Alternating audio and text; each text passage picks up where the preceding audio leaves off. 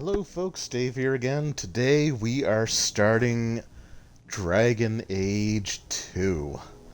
Uh, hey Kamikaze Kid, 2 in a row. What a treat. Well, yeah, I missed my Monday night stream. I was just kind of a little burnt out, so took the night off, pushed it back till Tuesday, but I try to keep my Wednesday one pretty regular as best I can. So all right, I just want to check something here first because I should have the downloadable content. Perfect. Mark the Assassin, Exiled Prince, Black Deporium, yeah, Legacy. Cool. So I want to make sure that I had all the DLC, and I definitely have some things to say about this game. But let's just sort of get right into it here. We basically start off by like choosing our character. I hope, because I'm running this off of the Xbox Series X, I'm hoping that I can import my save file from Origins, but I'm not sure where it's kind of like cloud storage or virtual, whatever. I'm not a techie, but let's do it.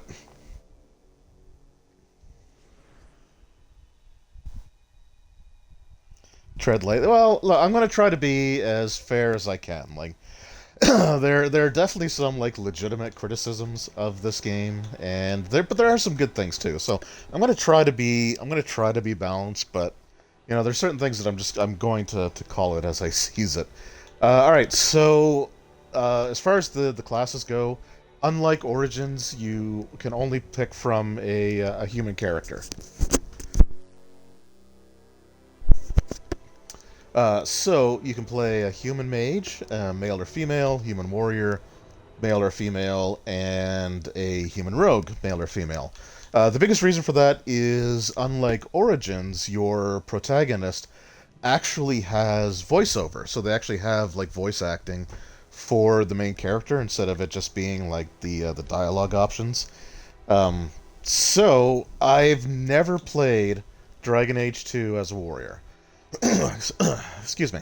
I've played as a mage a bunch. I've played as a rogue a bunch, but I've never actually played as a warrior. So I think that's what I'm going to do here. And just like people have their own preferences. Generally, when it comes to like the voiced protagonists, I personally kind of prefer the female voice work over the male one. So I'm gonna go with the female warrior.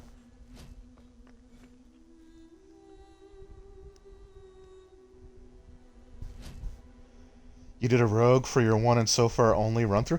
Okay, you're gonna tell me to tread lightly. At least I've played this game more than once, because I've played it all the way through twice. That's that's it. So unlike Origins, which I've played through probably a good 15, 16, maybe even more times, Dragon Age 2 I've tried to play it all the way through on a number of occasions, and I just kind of find myself losing a little steam when it comes to it. But we'll see. Like so, I'm dedicating myself to finishing this one.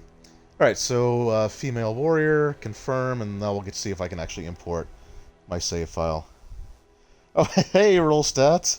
Uh, no, that's yeah, I understand. I didn't stream it Monday. It's a shame that you missed it because I actually finished it.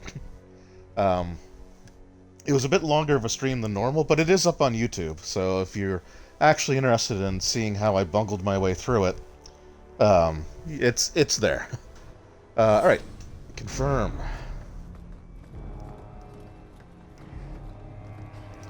So what's kind of neat is that this first part of the game was literally the demo.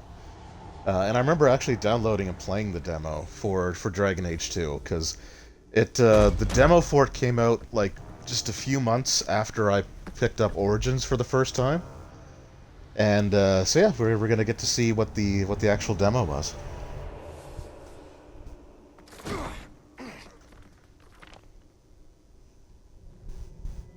I've had gentler invitations. Also, this is Varric. He is one of the best characters in Dragon Age history. I will accept no other possibilities. And what are you seeking? The champion. Which one? You know exactly why I'm here. Time to start talking, dwarf. They tell me She you're seems good. nice.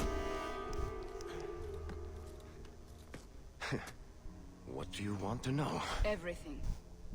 Start at the beginning.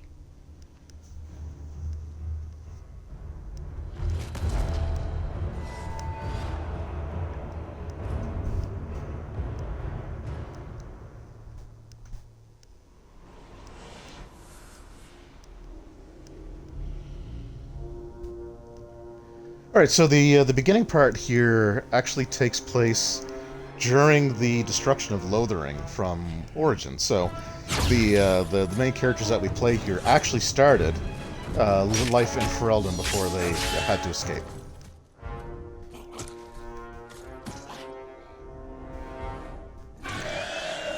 Oh yeah, no, Varric is definitely no Shale. They're kind of like they're like my top two. We will have to fight them sooner or later. Then we make our stand here. Prepare yourself. The one thing with Varric is that they actually did put him in other games. Let's make this quick. All right, so here we're going to see the first like major change, which may not come across too much if you're just watching this, but Dragon Age 2 is a completely new reworked system. This system might not be the right term, but oh god, why am I completely blanking on the term? I had it in my head just a few seconds ago. But they basically reworked everything from the ground up, so it's engine, right? It's a whole new game engine.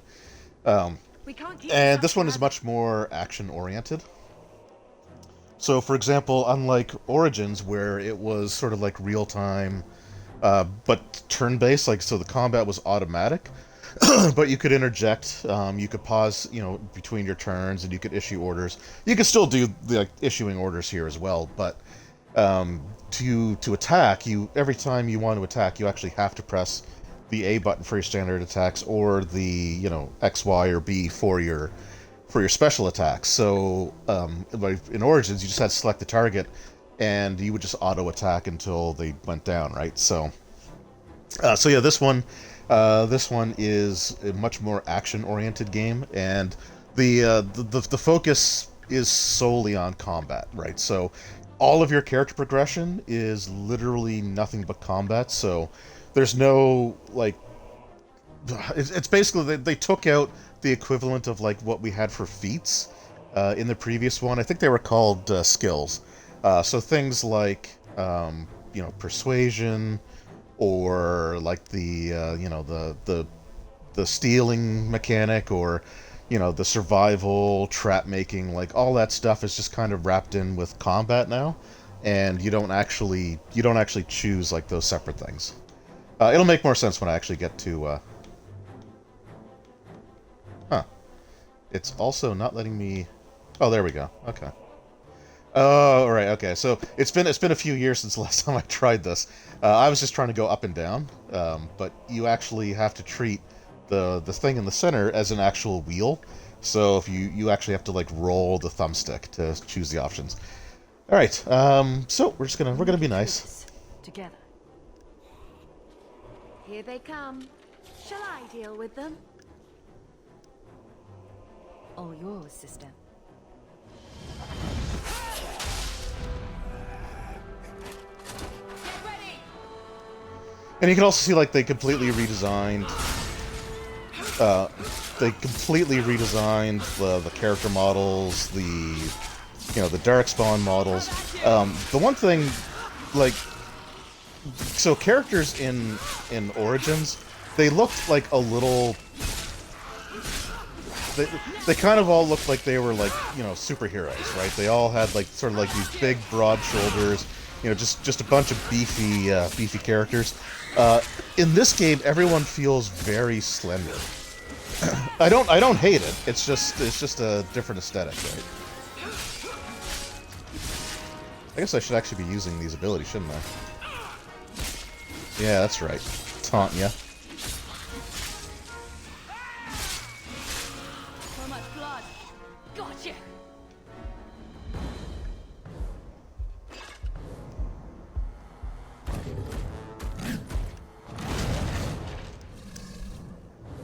So where does this game fall in my ranking of Dragon Age games? Uh, so there's only, I mean, there's 3 Dragon Age games at this point in time. Origins is definitely my favorite. I mean, Origins is one of my favorite games of all time, like, period. Not just, role-playing games, not just, like, in the Dragon Age series. Origins is, like, one of my all-time favorite games. So that one, obviously, is number 1. This one is at the bottom of my ranking. I think Inquisition... so for me, it's Origins, Inquisition, and then Dragon Age 2.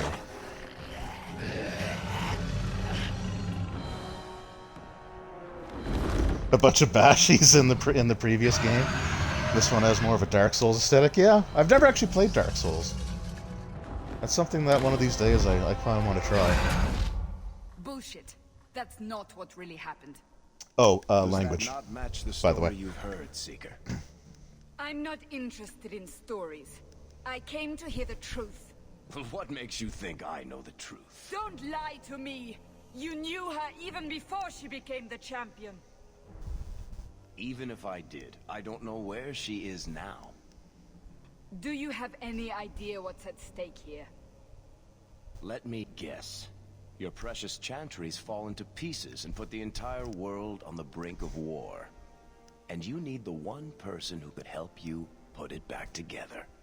The champion was at the heart of it when it all began. If you can't point me to her, tell me everything you know. You aren't worried I'll just make it up as I go? Not at all. You'll need to hear the whole story. So that was the demo for Dragon Age 2. From the intro all the way to like the fade out there. That was the demo. I remember actually playing through it a few times. Events. Okay. So for appearance, I like the little like paint smudge. I think that's paint, but just like the red smudge across her face. Other than that, I'm not gonna change anything. Portrait. There's a purple background. I will go with that. Oh, that's probably as close I'm gonna get, isn't it? All right, we'll go with that one.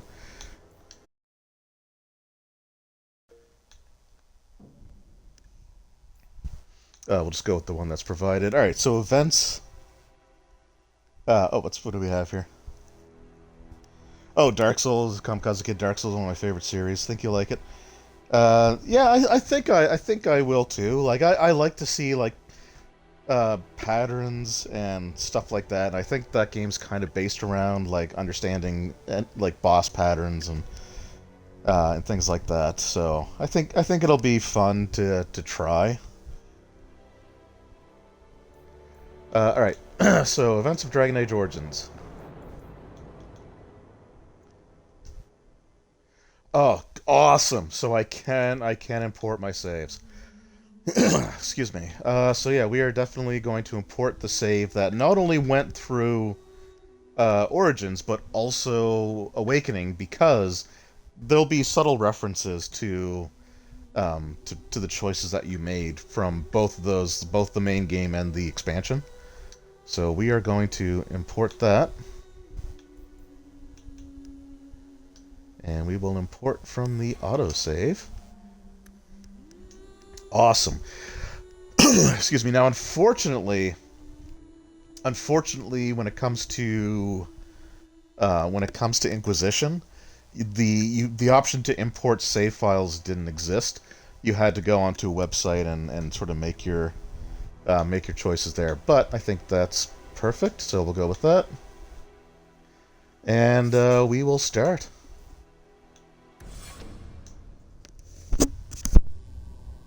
The Blight have been unleashed on Ferelden. Darkspawn poured out of the wilds, clashing against the army at the ruins of Ostagar.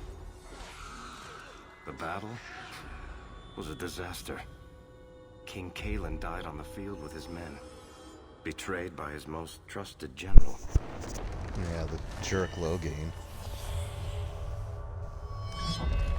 Unopposed, the Horde marched on the village of Lothering. I do like the storytelling sections where it uses like this art style. I have to say, I do like the way that they did that. Barely escaped in time. Right, so like I said, this was the destruction of Lothering, and as you can see, we have a few extra people with us in this particular actual series of events.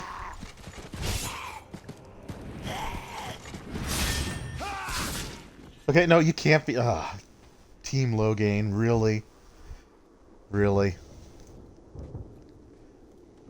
I think that's all of them. For the moment, make us save us. We've lost it all. Everything your father and I built. I know how much Lothering meant to you, but we have to move. Yes, you're right. We should have run sooner. Why did we wait so long? Why are you looking at us? We've been running since Ostagar. Right, so basically, I guess we were all, maybe not all, but at least the main character that we're playing, and the guy there, his name is Carver. He's our brother, and the other lady, Bethany, like the younger one, she is our sister, and then the other one was obviously our mother. So at least Carver and myself were at Ostagar. I'm not sure if Bethany was or not. I forget the exact lore on that. Listen, you two. The Darkspawn could be on us any minute. Please, listen to your sister. Then let's go. He ain't heavy, he's our brother. Did you... Okay, so in the States, did you have that commercial? I think it was like one of those like anti-drug commercials where it had like that song, you know, he's my brother, and showing the guy going through like, you know, like hitting rock bottom and going through rehab and all that. Okay, Exiled Prince, awesome. Destruction of Lothering, yeah, not too worried about that. The other ones, the other DLC things may not pop up until we actually get to... before we actually get to the Kirkwall. Now we fight. Okay, also, this map here... Oh, as you can see, the character is a lot less powerful. Like the demo version, or like the exaggerated version of events, we were like super OP, and now we're back to... Okay, well I just gained... I'm not sure. did I just gain a level? Yeah, I did. But yeah, so this map, so Dragon Age 2, we'll talk a little bit about maps as we get into it, but this map, for a game that reuses maps all the time, this map only appears in this section. Right, I should also... Oh, great. So, with Origins, to access your ability to level or inventory, it was the back button on the controller. For Dragon Age 2, and I think for Inquisition, it's basically like the start button. And I remember when I first started streaming Origins, I was pressing the start button all the time to access my inventory, and then having to back out and press the right thing. So expect me to bring up the map a lot when I actually mean to go into the like inventory level. I do want to just check the inventory a little bit here too, because I'm not entirely sure if I'm going to go with two-weapon fighting or sword and shield style.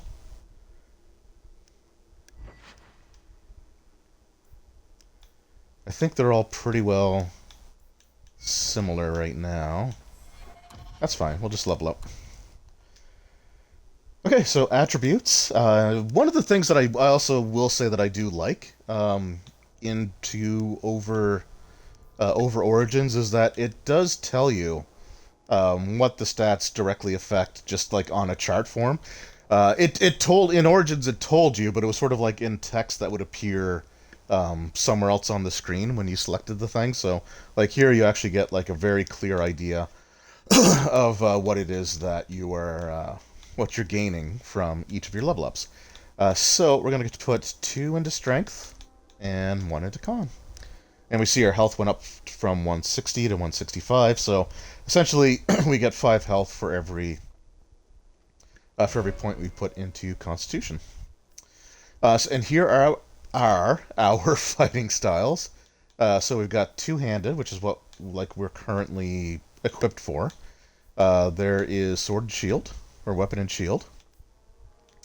There is Vanguard, which I believe Vanguard abilities are about. Yeah, it's sort of a more defensive style. We're probably not going to go with that. Defender is sort of like beefing, or not beefing, but buffing your other party members. And then we got Warmonger, which we actually have an ability in currently. Battlemaster. So when fighting solo, Battlemaster is an efficient killing machine. When fighting alongside allies, the warrior becomes a seasoned leader who can rally others.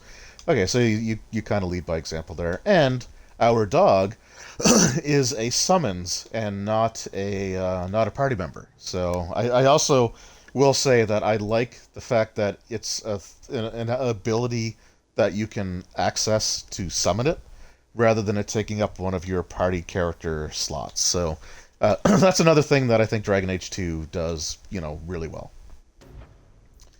All right, so let's go with Mighty Blow. Let's do the two-handed weapon style, because whenever I play a warrior in like Origins, or when I was playing a warrior in Inquisition, I was always sword and shield. So yeah, let's actually use the two-handed weapons. See how that goes.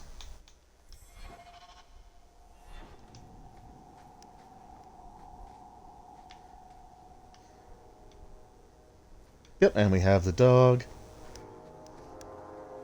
Excellent. Wait, where are we going? Away from the Darkspawn, where else? And then where? We can't just wander aimlessly. Wherever we go, what's important is that we don't separate. I mean, Ferelden's a pretty large To Kirkwall. place. Kirkwall? Are you sure that's wise? There's a lot of Templars in Kirkwall, Mother. I know. Oh, that. she's an apostate, by the We way. still have family there, and an estate. Then we need to get to Guarin and take ship. If we survive that long, I'll just be happy to get out of here. To arms! So that's actually a pretty long trek. Because Lothering was kind of in the middle of the Ferelden map. Like, not precisely in the middle, but it was kind of more towards the middle. Guarin is coastal, so we actually do travel quite a ways. Though we don't play through it. We just sort of reach a certain point, and then we're just there, right? You will not have him! That's Aveline. They will not have you. Not while I breathe.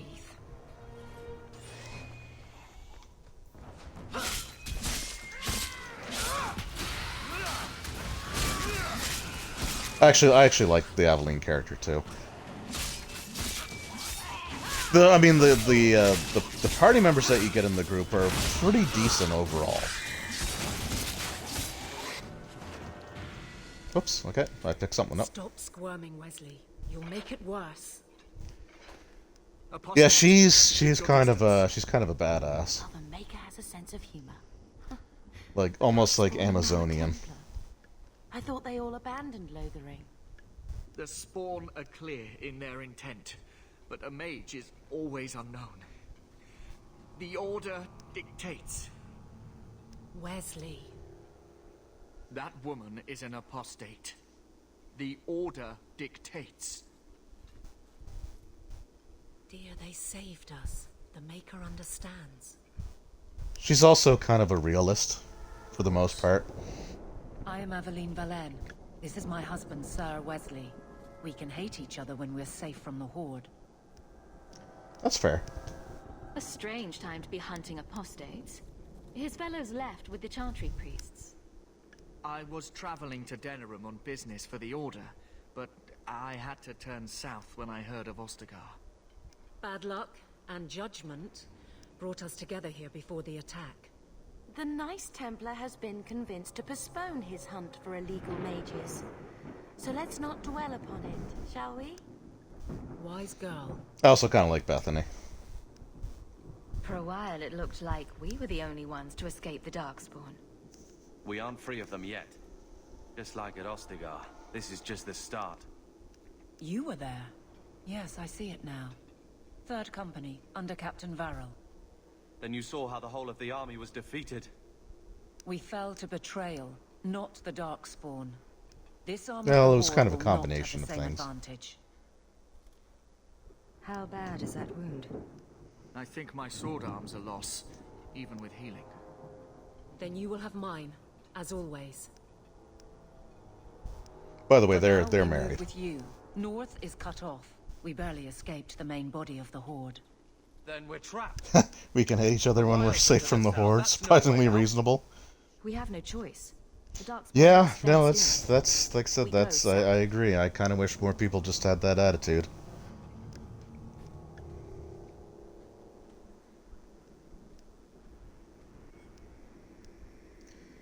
Okay, so my sister and brother both leveled up, so we're gonna give them their levels. Now, I don't want to say too much right yet, but the demo portion that we played with Hawk and Bethany is kind of a spoiler of sorts.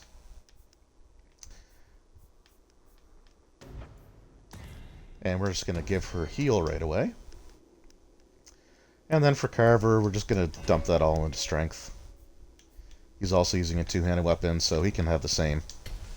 He can have the same ability that I have. It's not a big deal. Yeah, I know, spoilers, but you know, we're not that far away.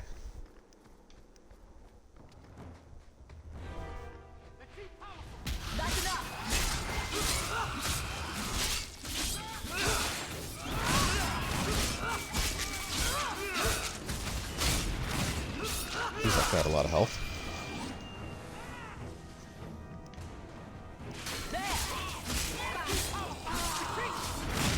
So there's also like a lot of really nice effects when you're doing like your attacks. Like I like the way that the fire looks in this one. Like to go graphically, the game looks really nice. Like it has sort of like its own style to it, and I think they did a good job. You know, like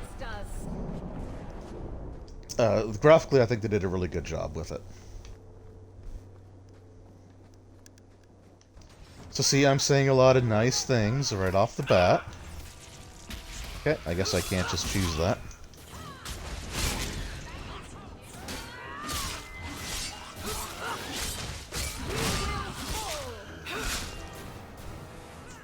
Now, one thing as far as the combat system goes that I think that I think Inquisition definitely improved on is you in Inquisition, your attacks are tied to, like, your regular attacks are tied to one of the triggers, and as long as you're like pulling the trigger, holding the trigger down, it'll continue to attack. So that's really one of the like combat wise, that's the only thing about 2 that I would say that I'm not huge on, is that your primary attack, like just your standard attack, is tied to the A button, so you feel like you're kind of mashing a lot more. Whereas if you could just like hold it down and just continuously attack, that would have been kind of nice.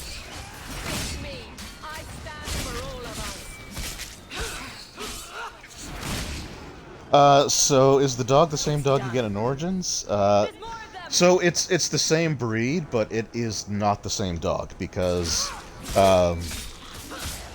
this is like a Mabari for like that's owned by the Hawk family, versus the one that you get in Origins, which travels with you, right? So it's the same breed, but technically a different dog.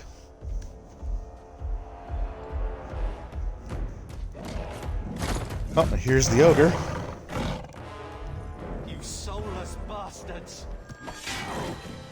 And he's going off to fight it by himself, so I think we know what's going to happen here.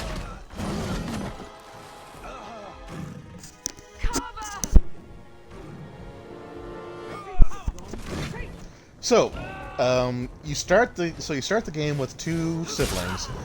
You never leave with both. God, that thing has a ton of health because I couldn't even see its health bar going down. So the what determines which sibling lives or dies is based on the class that you choose to play as. So, for example, Bethany is a mage, and Carver's a warrior. So, if you play as a mage... Oh, and Bethany's down. And I'm almost down, so I should probably heal. And I'll have her heal. Oh, I didn't heal. There we go. Yeah, so if you play as a mage, then your sister dies during that cutscene. If you play as a warrior or a rogue, so basically if you play as a martially oriented character, then your brother dies.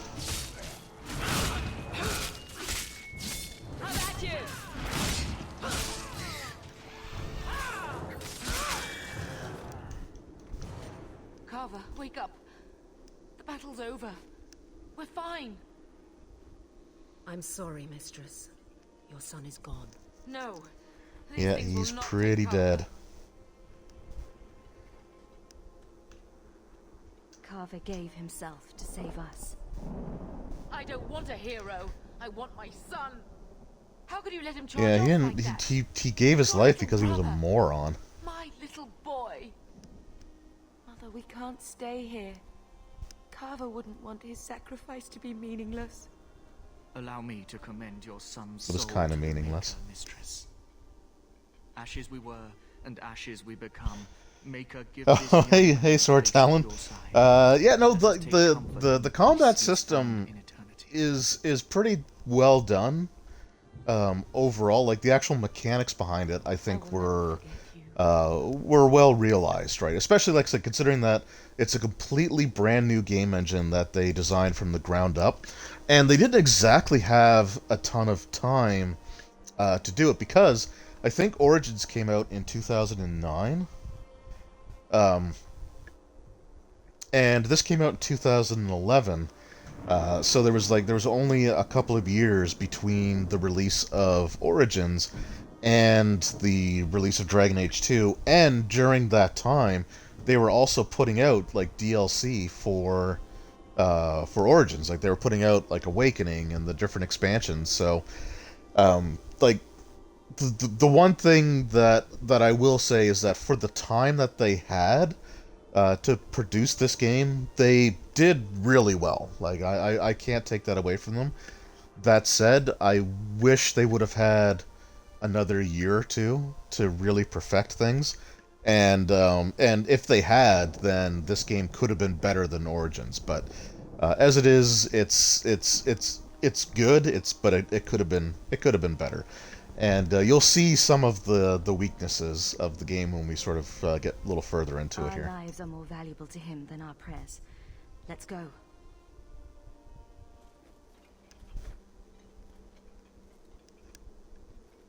Flames. We're too late. I will not die today! I've got news for you, buddy.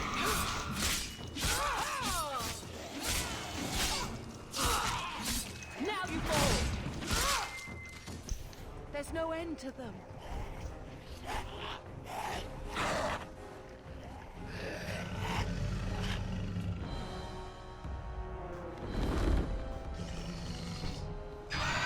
Well, this seems appropriate for level 2 characters.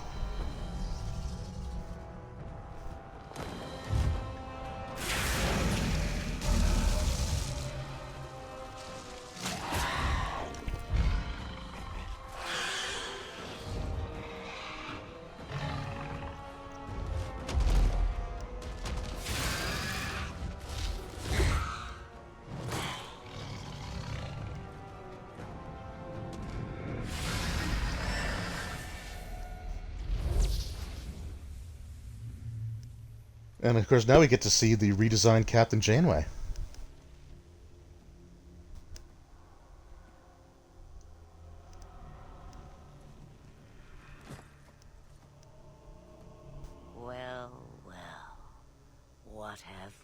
here.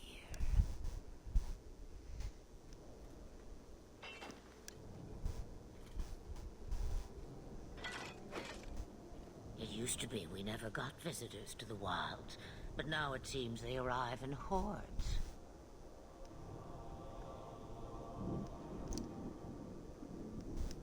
I don't know what we would have done if you hadn't arrived. I do. You would have perished. You still may. If you wish to flee the Darkspawn, you should know you are heading in the wrong direction. Wait. Also, I'm not can't just leave us entirely sure I like the Can I not? the sexy Flemeth with the cleavage showing. I spotted But, most I mean, the rest of the keys. design, like the hair looking like the dragon horns, I think that's actually really cool. And the clothing that she's wearing actually looks a lot like Morrigan's robes, so it does kind of tie that into it.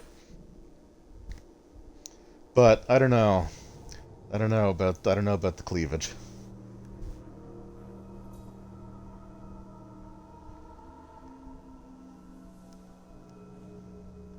It's and like one of the criticisms that I will say is that pretty much all of the female characters, regardless of the age they're supposed to be depicted as, they all seem like they're like former supermodels or We something. won't be able to get through the Darkspawn on our own. They are everywhere, or soon will be. Where is it you plan to run to, hmm? We need to get to Kirkwall. In the Free Marches. Kirkwall? My, but that is quite the voyage you plan. Your king will not miss you, hmm?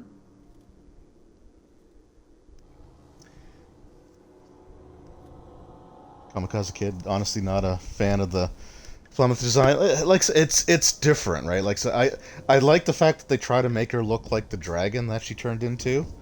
And I like the callback to Morrigan's robes from Origins, but again, like I said, just not quite sure about like the armor parts or the sexualized nature of her. Especially considering that, you know, Kate Mulgrew was, you know, very vocal about not liking the sexualization of women in media.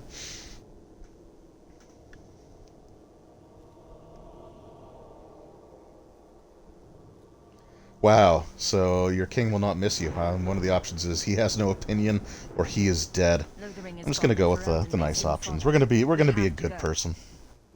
I see. Hurtled into the chaos you find. You think that armor should be hanging near the knees? No comment. Is it fate or chance? I can never decide. Yeah, the unassuming appearance from Origins, like, I guess the reason that they didn't go with that here is because I may be able to help you yet. it's likely that anyone playing this played Origins and they know that she can turn into a dragon. So they just, like, they don't even try to hide that in this one, and she takes on more, like, aspects of the dragon. Anything I you guess. can do for us would be appreciated. Maybe we should. But but I agree, like, in Origins, she just looked like a crazy old lady. The Witch of the Wilds. Living in the middle of the woods, right? Also Flemeth, Asha Belinar, an old head that talks too much. Does it matter? I offer you this. I will get your group past the Horde in exchange for a simple delivery to a place not far out of your way. Well, to be fair, we don't really see Thuneth very much in this game. we literally see her here and for a brief moment a little bit later on.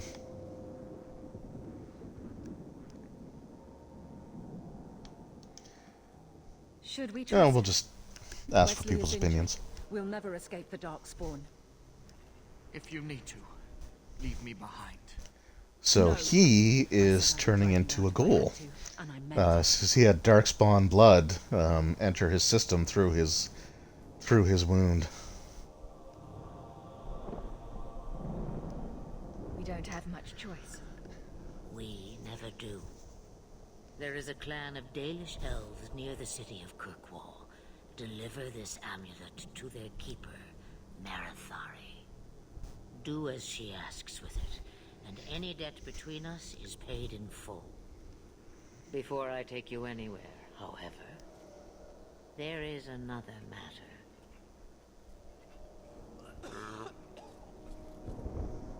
No, leave him alone. What has been done to your man is within his blood already. You lie! She's right, Aveline. I can feel the corruption inside me. Yeah, he's a goner. There must be something we can do. The only cure I know of is to become a Grey Warden. And they all died at Ostagar. Not all, but the last are now beyond your reach. Yeah, so this is taking place during... This section is taking place during the events of Origins. You can't ask me this. I won't. So based on my playthrough, this would have been right around the time that we were... that we had completed the Circle of Magi quest.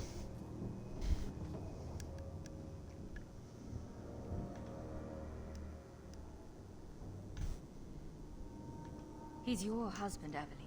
I can't decide his fate.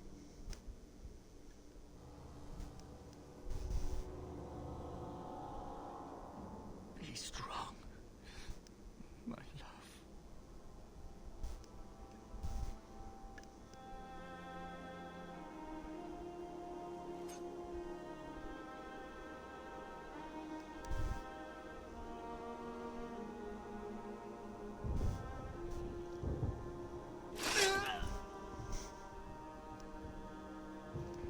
So you know she has to be strong because she drove that through the frickin' breastplate of his metal armor.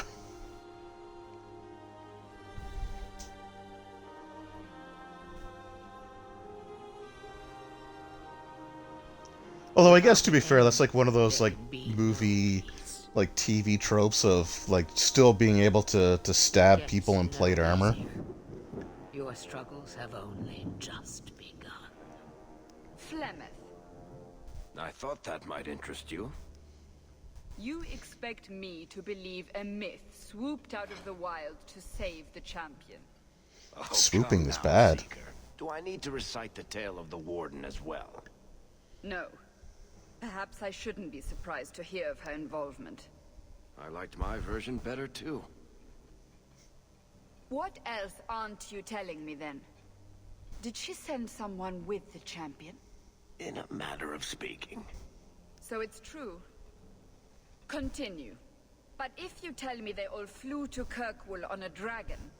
Nothing so fanciful, I assure you.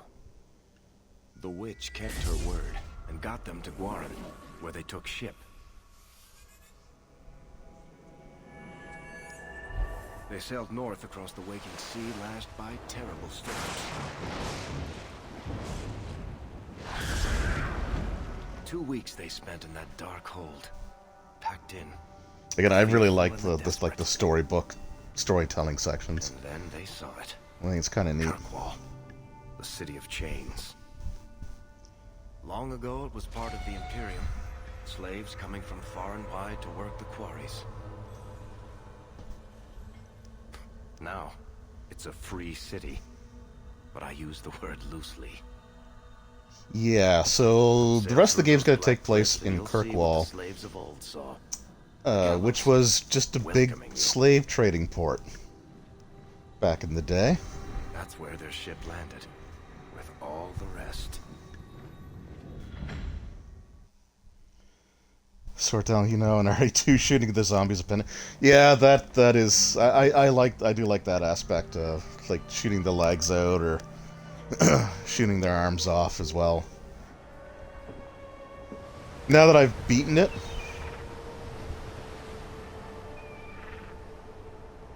Kamikaze Kid, did I get a final result? So I just posted the poll yesterday, so there's still, I think, a few days for it to be open.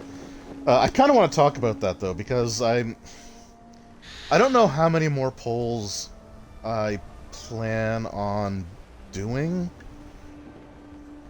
Like, I really wanted, you know, it to be sort of like a common feature as I was going through and doing these playthroughs, but and for the most part, like, most people will just click on an option and that'll be it, right? And that's fine. That's really what it should be. What? But this last one, I have to say, I got a little annoyed because, like, I listed the options, right? It's like, you know, what should I do next? Should I do, like, Resident Evil 2 Claire run, like just a legit playthrough, or standard playthrough? Should I do a Claire playthrough using the unlimited ammo weapons that I have available to me? Or should I do, like, Resident Evil 3? So those were the options, right? Because it's going to be one of those things that I want to do. And then I had someone, like, leave multiple comments. It wasn't just one. I think he left 2 separate comments telling me all the other things that I should play instead. And it's just...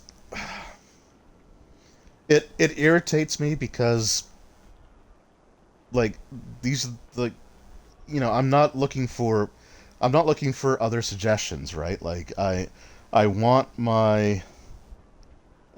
like, right now, you know, for the rest of October and probably through to the end of the year, like, the Monday stream, I want to be, like, some Resident Evil games. Because I've got a bunch to go through, like 2, 3, Resident Evil 4, you know, even maybe trying Resident Evil 0, Resident Evil 1, right? You know, and I want to sort of differentiate the kinds of things that I play on stream, because role-playing games, I love RPGs, but they're much longer time investments.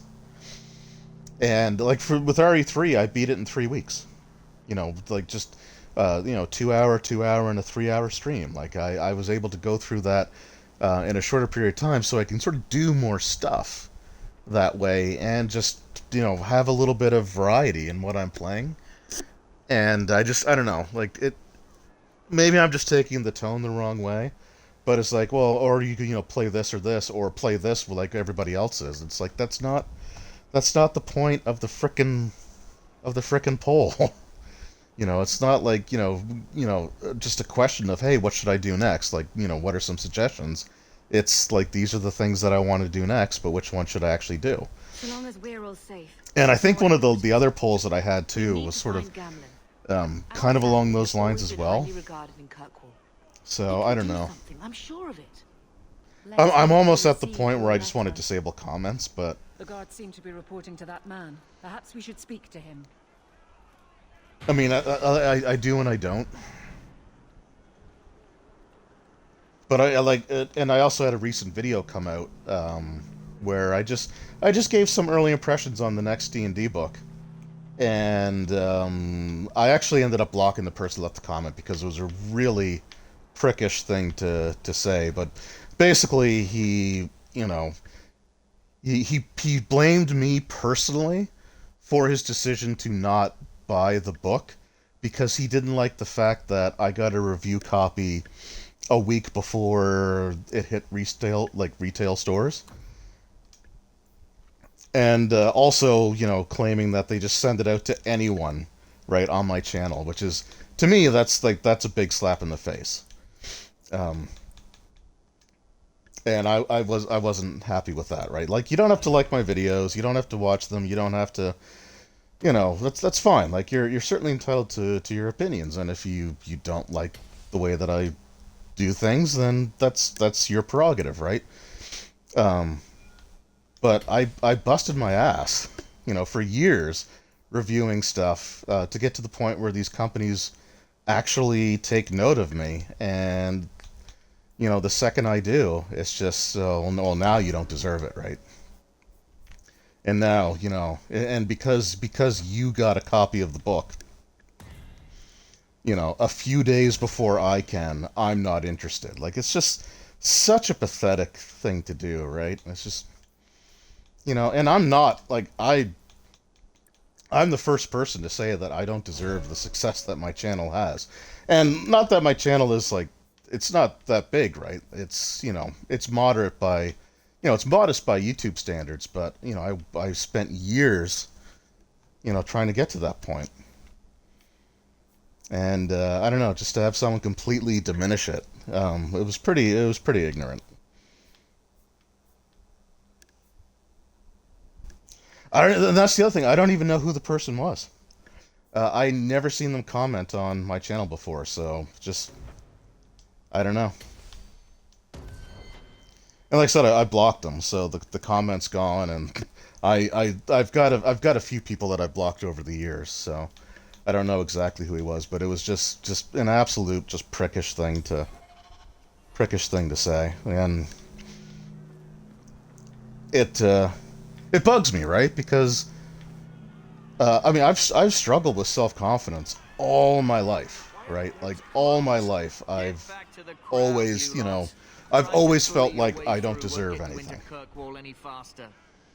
I mean, to this day, if my wife pays me a compliment, I try to like dismiss it, right? Like, if she'll compliment my appearance, I'll, just say that she's being silly or whatever, right? And I still can't accept that kind of thing. So when someone tells me that, oh well, you're just nobody, you don't deserve anything. And the fact that companies send you something, it means that they're desperate or pathetic, right? It's like it really bothers me because like I don't think I necessarily deserve it.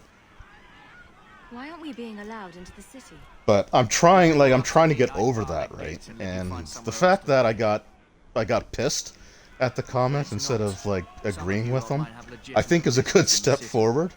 So Knight Commander Meredith wants us to sort you all out. But I don't know. I mean, what I do isn't hard, right? Like anyone can point a camera at a book, and talk about it, and so, if someone's upset that people are getting review copies, then why don't you just review them yourself, right? Like, why don't you just start up your own thing and, work at it and... That's a Templar title. And whatever, right? And with RPGs, at least, like with like role-playing game companies, for the most part, that's their marketing, right? Like, I mean, every once in a while I'll see like an ad for like a D&D thing on YouTube, or like Paizo will put out trailers for their stuff. But most of their like actual marketing is word of mouth from people giving reviews. And that's like, to me, it's number one, it's smart. There must be someone in charge I can speak with. Because it costs the company very little to send them a copy of the book out versus spending, hundreds of thousands, tens of thousands of dollars on ads that people will have software on their computer to block. So I don't know. I just, if I owned a publishing company and I was publishing role-playing stuff, that would be my marketing too. Like, I would reach out to some, reviewers and like, hey, here's my stuff. See what you think of it, right? That's how I would go about it. And I don't know. It's taking advantage of the fact that those are out there anyway. So. He served elsewhere. He was coming to find me at Ostagar. Were you familiar? Oh no. Yeah, no. The fact that I have like I'm closing in on, I'm just a few people shy of like 9,000 subs at this point, and that's crazy. Like, that's just insane for me. I remember when I first started, it's like I expected to have 10 people subscribe to my channel, and like 6 of them were going to be like my close friends, and then a few people would like, and then maybe like 3 or 4 that's like, oh well, that was okay, and just throw a subscribe out there. It's crazy that it's progressed the way that it has, and like I'm sure, that there are other channels that started around the same time as me that have way more, and they deserve it, like 100%, and I'm happy for them. I think that's awesome. I'm just a guy. Like, I'm just a guy a camera at something.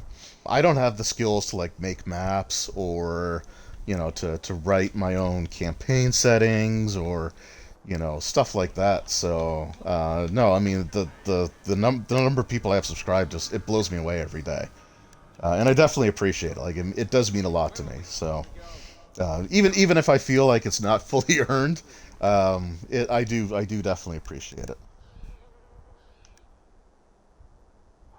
Aw, roll stats.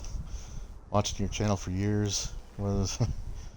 Your favorite tabletop RPG channel? Oh, I don't. There are way better TMs out there than me, but I appreciate it, man. I do. We're not staying in this pit. Then get back on your ship and leave. Kirkwall has no more room for refugees. The ship's already gone. We've paid good coin to get here. You and half of Ferelden. There's nothing I can do. The city is full. One of the guards said you were letting in people who have business in the city. Anyway, I don't want to make this all. I don't want to make this all about me. I kind of needed to vent a little bit. It's something that's been bugging me for a few days. And then when I saw that other comment, like, oh well, you should do this because everybody else is. It's like that. I don't know. But we have family here. If there's one thing that I could say, like, to anyone who wants to start up their channel, like, or start doing videos or things, it's like, no matter who you are, no matter how nice a person you are, no matter how accommodating you try to be, it's the internet. There's always going to be people out there that hate you. And for no reason, right? But there's just going to be people out there that hate you. Our uncle is gambling a man. And He knows we're something you have to kind of, like, Surely learn to someone deal with, I guess. Gamlen? I know that name. He's a nobleman here in the city. So we're telling you do good videos, plus I only hang with cool people. Well, I'll take that. I'll take that. I appreciate that. Never been accused of being cool before, but I'll take that. See, I'm growing as a person. I didn't say anything about... We've been here for 4 days. They just got here. That's it. We're carving our way out of here. Men? Follow my lead. I kind of like how that one guy's helmet looked like it had a smiley face on it. And the good news is for you guys, is that you won't have to stand around waiting to get in anymore because you're all going to be dead.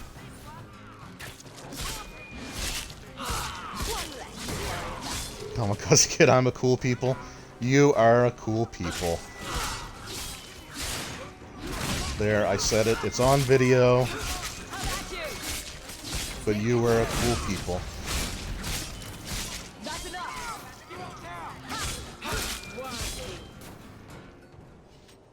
Unbelievable.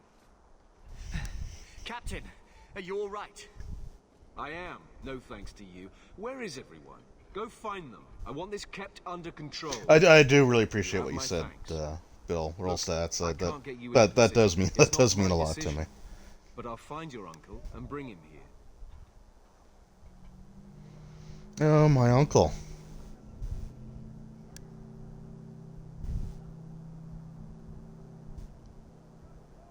It's been 3 days. This waiting has to end. Yeah, no, I'm not gonna turn comments off. Like that's not something that I'm going to do.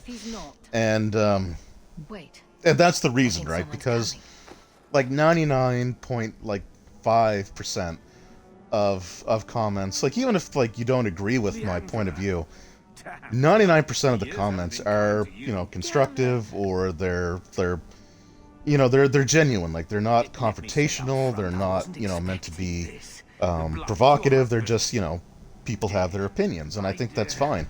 And I've seen some really cool, like, just conversation threads on some of my videos that were really fascinating to sort of go through and to see, you know, people engaged in conversations with, like, different perspectives of what they, you know, what they like or what they don't like. You know, when it comes to like RPGs, it's just really neat to see some of that. So I'm definitely not going to do anything with comments. Like, that's going to be there. But the one thing I am going to say, and I've made it clear on like posts before, if you're only coming to my channel to be a prick, or to be confrontational, to be like, you know, agitative, if you're just there to be an ass, then I'm gonna block you, right? Like, you don't have to. We can obviously disagree. I mean, Bill and I, we disagree on stuff all the time, right? But, you know, we're still civil about it. And, you know, we can be, because we understand that we each have different preferences. But there are people that go there just to stir stuff up, and I let that go before in the past. But I'm so sick of seeing it on my channel, and like, the larger a channel gets, the more people will come to it. Just to basically use it as a platform to spread their BS instead of, using their own channel to get their points or opinions across. They'll go to other people's and they'll be like just very, very rude and disrespectful about it. So like that kind of stuff is going to start getting people blocked. Like we can disagree. That's fine. Just be a human being, right? And realize that I'm a human being. We all have different opinions. It's okay. It's a hobby. We don't. It's. I mean, as you said yourself, like it's a game, right? It's not something that you need to get that worked up over. I'm more concerned about Mother. Can you get her at least? No. Oh God! Did you actually take a clip of me saying that you're a cool people? The Knight Commander's been cracking down. We're gonna need more grease. It's on my channel. What about the estate? Surely Father. See, I let my guard down just a little bit, and now I'll never live it down. Gone to settle a debt. As you continue to grow, it'll be more and more necessary. Yeah, actually, that's honestly the way that I've been. You're not too delicate about the company. I will go like when I put something out, I'll check the comments for the first day or so, and honestly, from that point on, I don't pay attention to the comments. I know that sounds bad, but what I'll do is like once a week I'll skim through the comments, and if I find someone's asking me a question directly, then I'll answer them. But for the most part, I just tend to let stuff. I just tend not to bother with it too much anymore. We don't have any choice, do we? I need to get my family into Kirkwall. I talked to Yeah, it's a game, but people do. Like, people get super. The catch is, well, okay, fandoms in general will always have like that portion that just takes it way too frickin' seriously. And RPGs are definitely no exception to that. And I don't know what it is. Like I don't know if it's because it's until recently has been a hobby that you've always kind of had to be defensive over. Because there was always these preconceived notions of, oh, well, you're just a Dungeons & Dragons nerd living in your parents' basement, right? Like all that stuff that would always get thrown out there at you. So maybe you get defensive to the point where even the slightest thing that goes against your preferences feels like something that you have to defend to the death. Like I don't know what it is. I wish I did. I wish I did, but I don't know. So you're selling us into I don't know what it is. servitude. That's your idea. Think of it as having a job waiting for you in your new home. Oh no, I'm definitely not a pro Minecrafter. Although I have Minecraft downloaded, and we've played it a bit with my wife and my daughter. But no, that's community that I don't want to get into. I think one of the worst fandoms that I've seen online would have to be like the Nintendo online fan community, whatever. Because man, no matter what, they will complain about everything. Like it's just ridiculous. What do you think about this, Bethany? We've come this like when the online stuff for the Switch came out, like they were bringing in putting in the games right for SNES and whatever. It was always like, oh, well, where's Donkey Kong Country? There shouldn't Donkey Kong Country be there? And then they finally announced Donkey Kong Country, and in that exact same video, it's like, well, where's Donkey Kong Country 2 or 3? It's like, holy crap. Just shut up. Like, enjoy something for the love of God. Like, what kind of man is this Mir? I don't know. He's a hired sword. What do you expect him to be like? I mean, I've never been so obsessed with something that I get that mad about it. I wouldn't have asked him if I thought he'd right? Like, I love Dungeons & Dragons, I love tabletop RPGs, but if someone doesn't like the hobby, it doesn't, I don't get upset with it, or like, I mean, I love 4th edition D&D. I think it was a great system. I think it was a little underrated, right? But I think it was a fine system. And there are lots of people that disagree with me. I don't get angry with them. I just like, it's your opinion, right? Don't go expecting our name to carry the kind of weight. And yeah, and they do. They still buy the product. And what of me? I will not allow others to incur debts on my behalf. I still think one of my favorites like a lady who can pull her own weight. Then you'll of having to deal with this kind of nonsense was thank you. when I had someone like, and again, it kind of comes, I don't know if it's like jealousy or what it is, right? Because like I've noticed that a lot of people, I'm not gonna say a lot of people, that's not fair, but there's a certain percentage of people that are like, oh man, you deserve to be more successful, right? And then when you are successful, it's like, well, now all of a sudden you just like move the goalpost, right?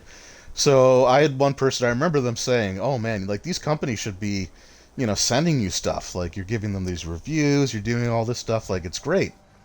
It's like, oh, well, maybe, right? Maybe someday. And then when I started getting stuff, he's like, yeah, you can't keep those. You're not supposed to keep those. You have to give those away. Right? It was someone that basically wanted the books that were being sent to me. Right? And it's like, and I just asked him, it's like, what do you mean I have to give them away? He's like, well, that's what Wizards of the Coast wants. Like they're expecting that of you. It's like, okay. They've never said that. Like they at no point did they ever tell me that I had to do anything with them. In fact, did I not tell you? in fact, like, I mean, with Wizards of the Coast at least, they don't even really follow up if you do the review or not. Like I've seen them send books out to other YouTubers that never do a review. They just do like a pickup video or like a new stuff video where they show some of the things they've gotten, and it's like, oh well, here's the book, and they'll flip through it a little bit, and that'll be it. Right? So it's like they never said anything about doing a giveaway. And he's like, no, they do. Like, and if you don't, they're gonna stop sending you stuff. They're gonna get really mad about it. So I was like, okay. Told you, I can't give you. But that was everything we have. It's all we brought with us. I thought he was talking to me. But it's the best I can do. If they just let Yeah, it's like, no, they'll stop sending you stuff. It's like, okay, well, I'm gonna reach out to my contact, the person who arranges for the stuff to be sent out to me, and I'm just gonna ask them. And I emailed them. They responded like right away, and they're like, no, these are yours. You do whatever you want with them. Like we're not, we have no expectations. You keep them. You can do whatever you want with them. You can give them away. You can keep them. They're yours, right? And as soon as I went back and said, well, this is what they said, right? So there's definitely no expectations. Like, well, you should just give them away anyway because other people might want them. Right? It's like,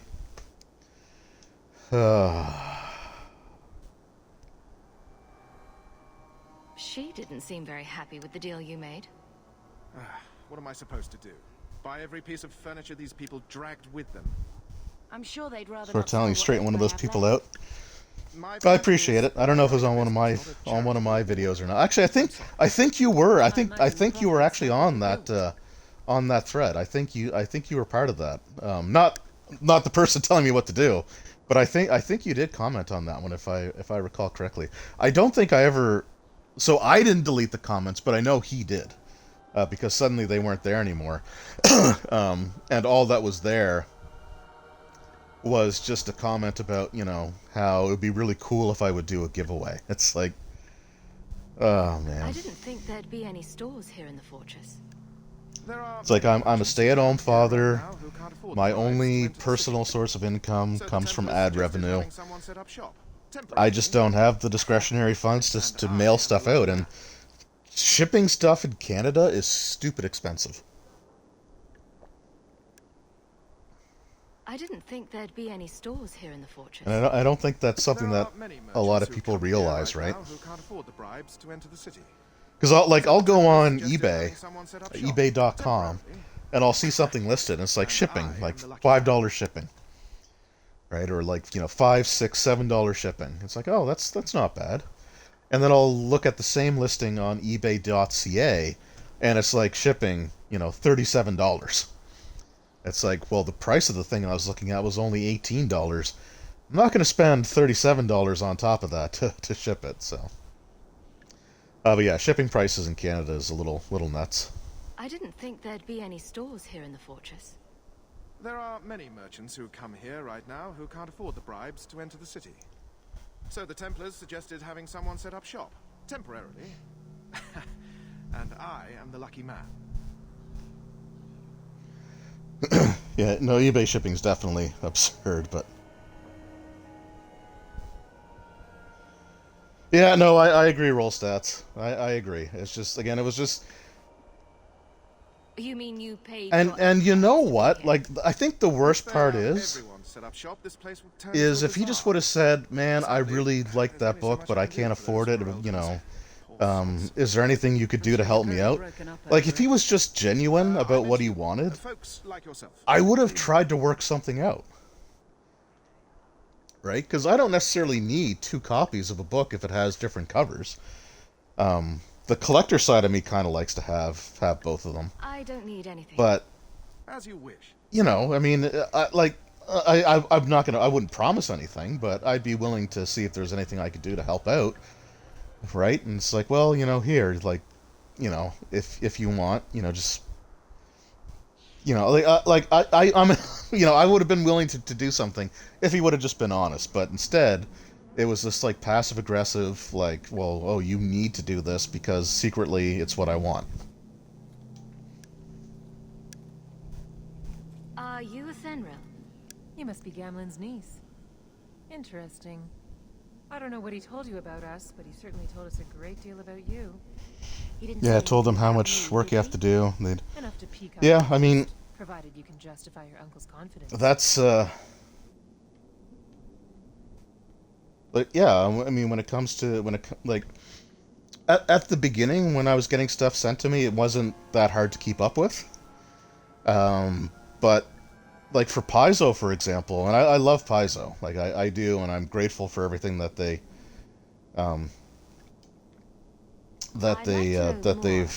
sent me and all the things that they've sort of done for me. But right now, I have a box of, like, 11 things that was just shipped out for me. And the month before, I got 8 things all at the same time, so it's like, but this sounds fishy to me. It really builds up, right? And it's hard to keep up with everything. I mean, it's hours a day when I'm getting ready to do a review. Like, it's usually like hours and hours a day for like 2 or 3 days to try to read as much as I can to be able to get the review out. Tell me what you need done. There's a merchant named Cavril, friend of the Templars, so they let him set up his little shop here in the Gallows. We supplied him in return for a piece of the take, but now he won't. And the worst part is, like, I have a really bad short-term memory. So, like, I will read something, like, right before I sit down to record. And as soon as I hit the record button, it's like, crap, I completely forgot everything that I was gonna say.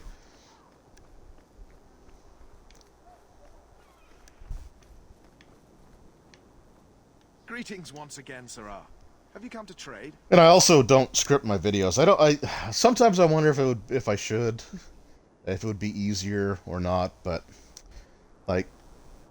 I believe you owe your business partners something. So when like, even recording, if I record a 20-minute video, it usually takes like 2 hours to get through. So, Ethenril sent you to collect, did she? Too cowardly to do it herself. So outline. I just put a few bullet points. I just have like a little piece of paper next to me with just a few bullet points of the things that I wanna touch on. I will generally go over in my mind, like it just in my head, while I'm like doing dishes or cooking supper or, just whatever. Sort of have an idea of what I want to say, like structured before I go. You have a choice: pay, or I beat it out of you and your men. Hey! Stay back. Just take what's in the chest. Take it all. Now I'm getting out of here. Let those guards find someone else to buy Dogland junk.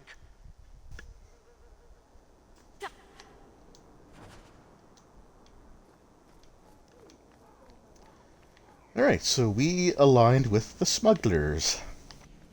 Here you go, as requested. Will you look at that? Tell your uncle we'll make the arrangements. Welcome aboard.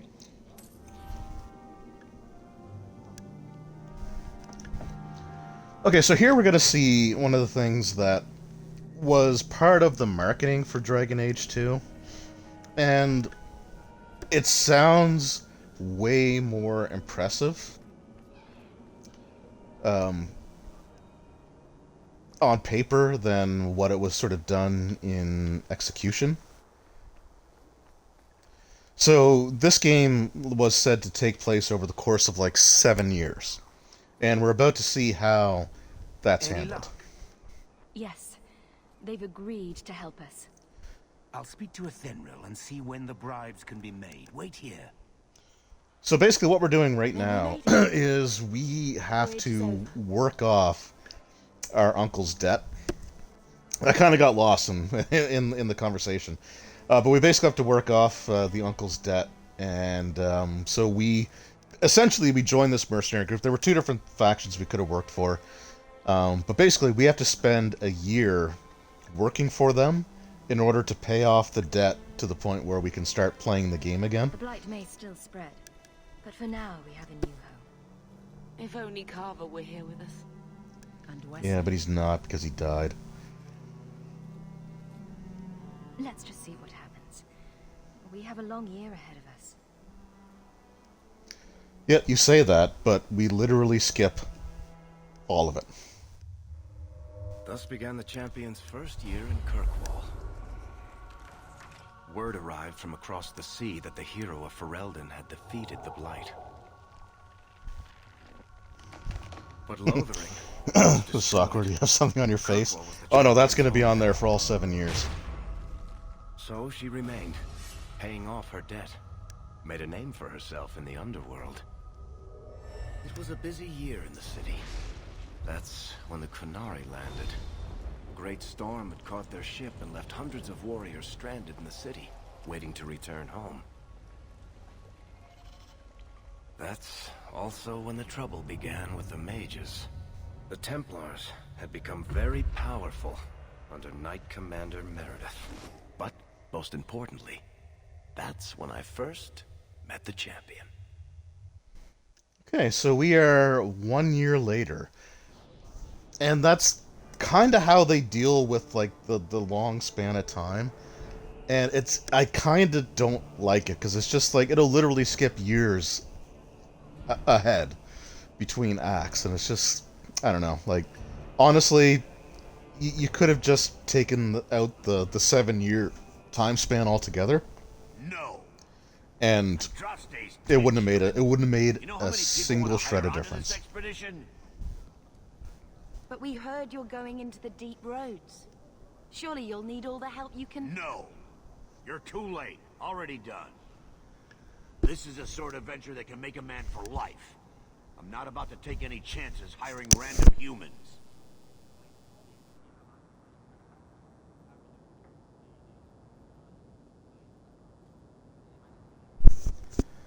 Okay, so another thing about the dialogue system, I don't think this is a specific example, but there are situations where, like, the things it will say for you to choose and the way your character says them are completely different. Yeah, no, that, like I said, that mark on our face is going to be there. That's permanent. I like to think it's a birthmark. I'll buy you a drink before we head into the deep roads. Everyone wins. Get in line, human. Half of Kirkwall wants to be my best friend right now. You're looking for a quick way out of the slums, right? You and every other Ferelden in this dump. Find another meal ticket.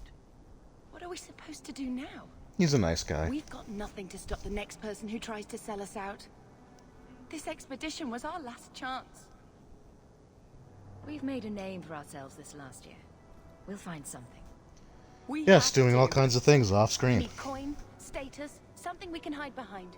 As long as we're just refugees, we're no one.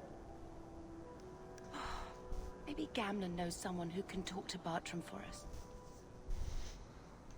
He always seems to know what's going on. We might as well ask. Otherwise, I don't know what we'll do. Also, I don't know if you recognize those two dwarves in the background or not. Hey!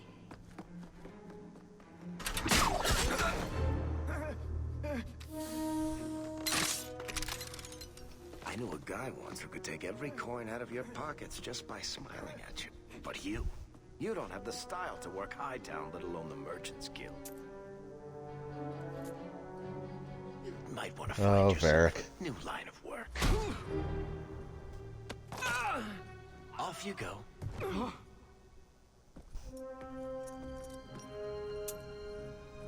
How do you do? Varric Tethras, at your service. I apologize for Bartrand. He wouldn't know an opportunity if it hit him square in the jaw. But you would. I would. What my brother doesn't realize is that we need someone like you. He would never admit it either. He's too proud. I, however, am quite practical. They've always reminded you of Ivan and Pickle Boulder Shoulder. Oh, Pickle. Pickle was the best. The NPCs in Dragon Age are my favorite. They're always talking and gesturing to themselves like their life depends on it. Yeah, they like to have exaggerated movements, but the NPCs, I will agree, the NPCs in Dragon Age are frickin' awesome. You're part of Bartrand's venture. That's right. The deep roads wouldn't normally be my thing, but I can't allow the head of our family to go down there alone. So as you might imagine, I have more than a passing interest in this expedition's success. Like, speaking of Pickle, so that's from, like, the Legend of Drizzt series of books. He's a dwarven druid with a very limited vocabulary, and, like, green hair, really excitable. But I was...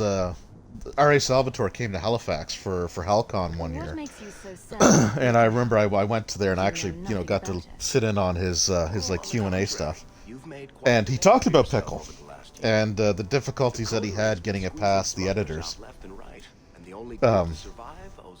Because the publishers that TSR, Wizard of the Coast, were using, I think it was TSR at the time. With Pickle it was Wizard of the Coast, but I think before that, he had a dwarf by the name of Dag Nabbit. You must have heard of my sister as well, then. And the editors really hated that name because it was such a stupid joke name that they just really hated it. So I think the Dag Nabbits. So Dag Nabbit had a daughter, and they just named it Dagna as his way of sort of like trying to sneak it in. But when he was pitching the idea of Pickle, this dwarf, this green dwarf druid,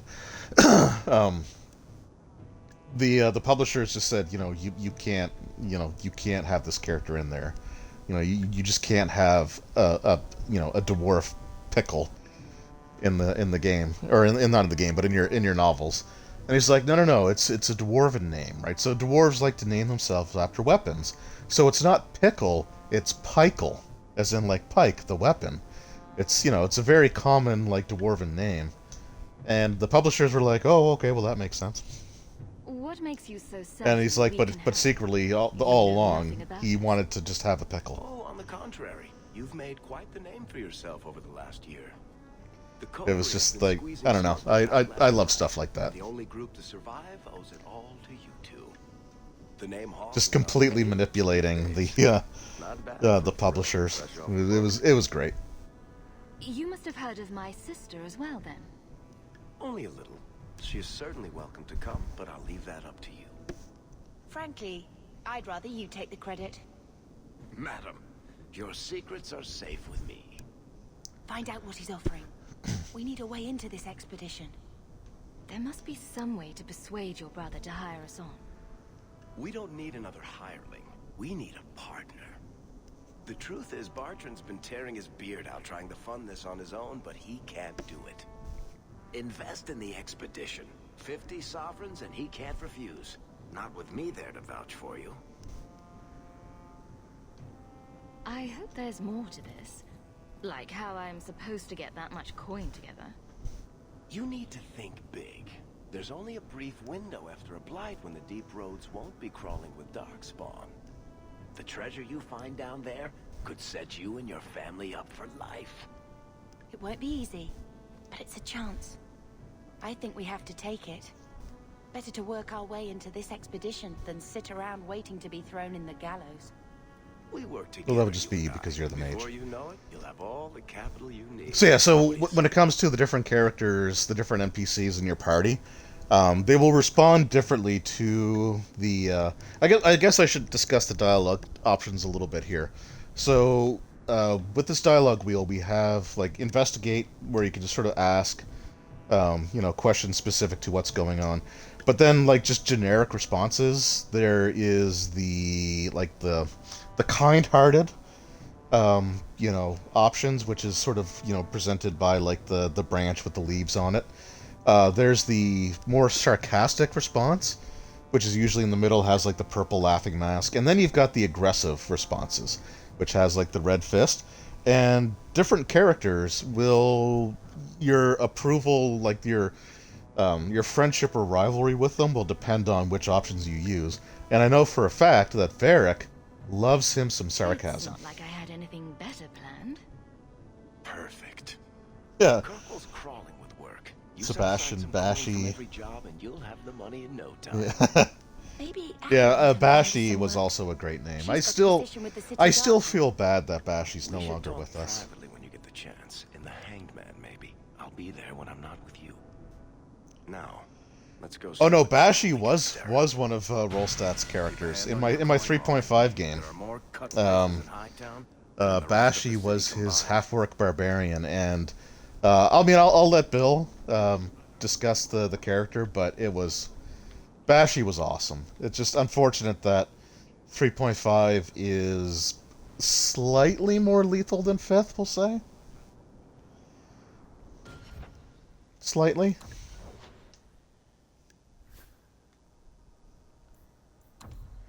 Alright, Varric, let's give you some levels here. So we need... let's just match your cunning and your dexterity there. Oh, so another thing in this game, fighting styles. So in Dragon Age Origins, the fighter and the rogue had access, but both had access to dual weapon and range combat options. And then the rogue also had like dual weapon wielding, and the fighter had sword and shield and two-handed weapons. The archery-based skills, if you want to be like an archer character, you have to play a rogue in Dragon Age 2. There's just no two options about it. Like the fighters, the warriors are basically like melee weapons, and the rogues can either dual wield or they can use ranged weapon.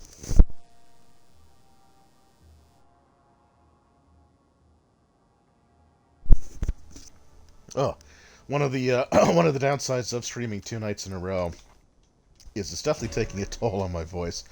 I think what I'm going to do is I'm going to level these guys up, and I'm just going to take probably a quick 6 minute break to make myself a cup of tea.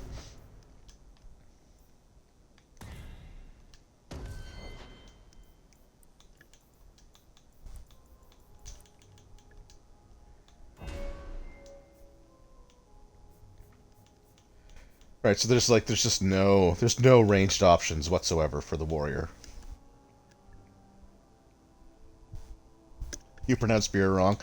No, I have beer in the fridge, but I'm legitimately going to make a tea for to sort of soothe my throat.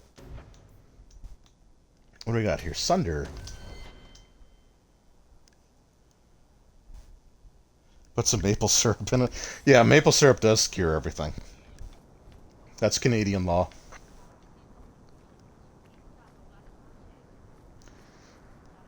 Oh, what do we have here? Frederick, purveyor of goods both common and rare, at your service. And this is my son, Sandal, who is as brilliant an enchanter as you'll ever find. Say hello to the nice human, Sandal.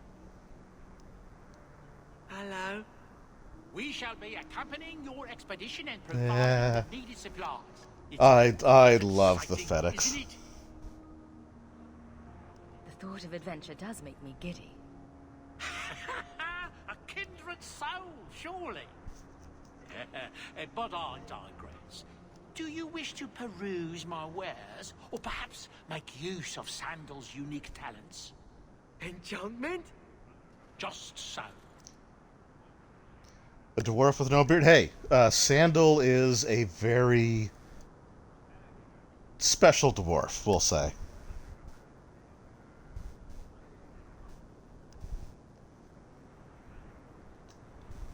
I thought all enchanters were mages. Not at all. The fabled dwarven resistance to magic has allowed enchantment of crafts for countless ages.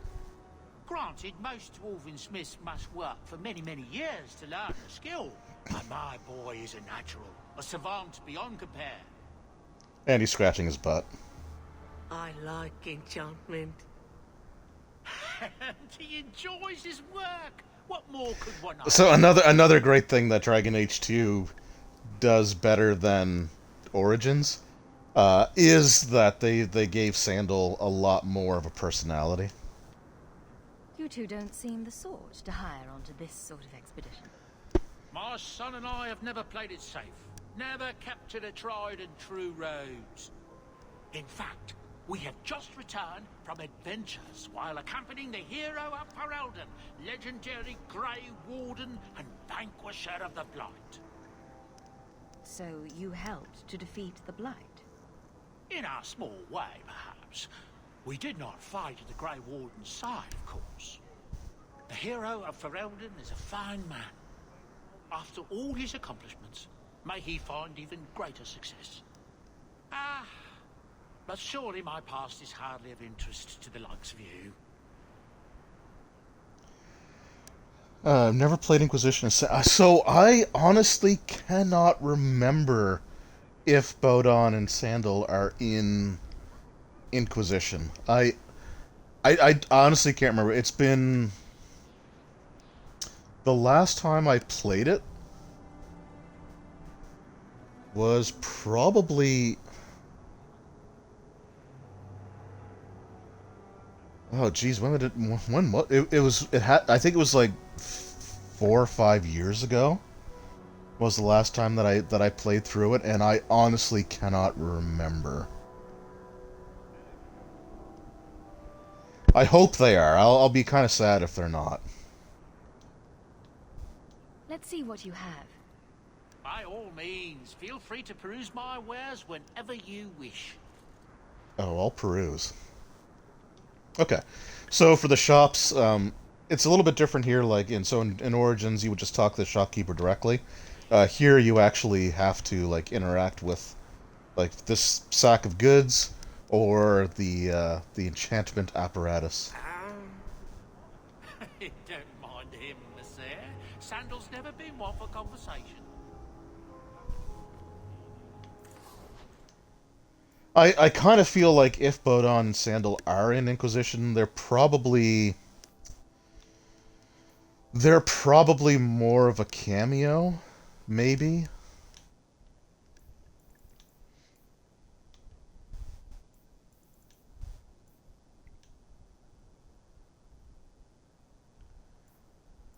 Okay, so I think all of the weapons that I currently have are better than what is here, so we're just gonna go ahead and sell all of those. Sell the armor because it's just not that great. Keep the belt. I could put it on Bethany.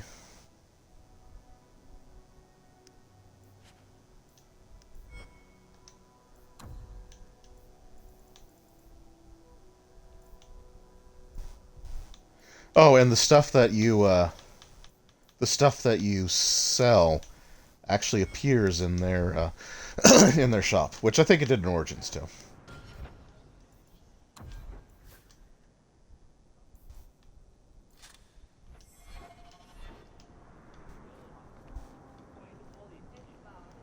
Okay, so one of the things that's a little bit disappointing about Dragon Age 2 over Origins is you cannot change your party members' armor at all. You can give them like rings, amulets, belts, but the actual armor, the only person that can wear armor that you find throughout the game is Hawk. Um, Now there you can find like upgrades for their armor. So if you look under Varric's armor there, on the left hand side of the screen, you'll see 4 little boxes, like sort of black boxes with like a white sort of outline to them. So there are upgrades that you can find for them, but you can never put them in something else. Their armor also improves as you level up, so it's sort of their way of trying to keep pace with everything. Nothing new today.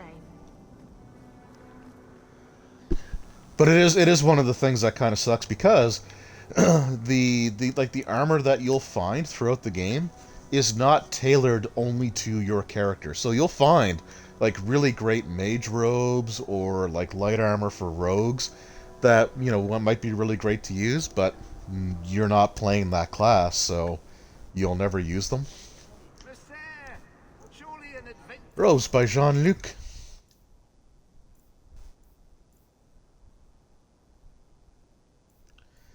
Okay, backpack. So he's got a backpack. I cannot come anywhere near to affording it right yet, but that is good to know.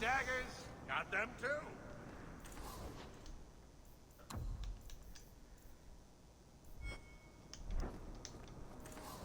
So I just want to see if any of these merchants will have... Just so I can sort of show what some of the upgrades might look like, but not having much luck here. That's fine.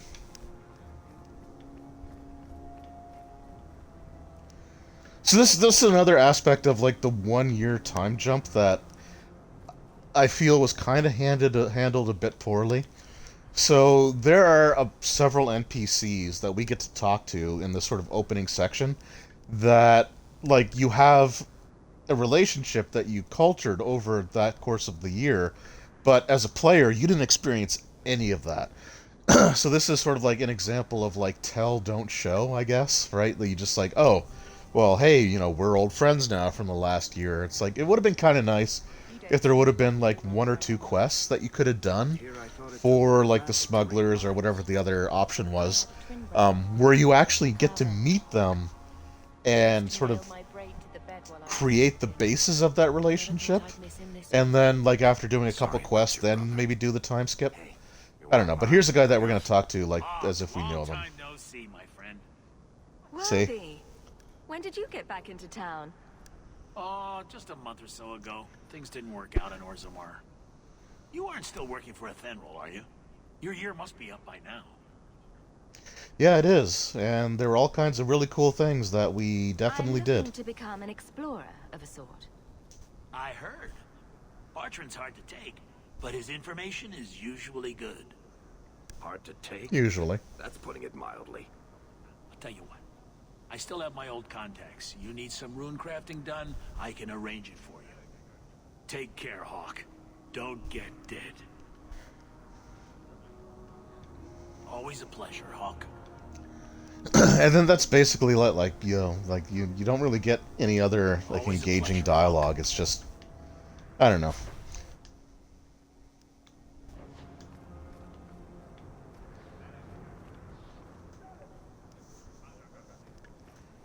Like it's cool that they have NPCs like that, but like I said, it would have been nice if you could have actually met them yourself for the first time. Another Ferelden street rat?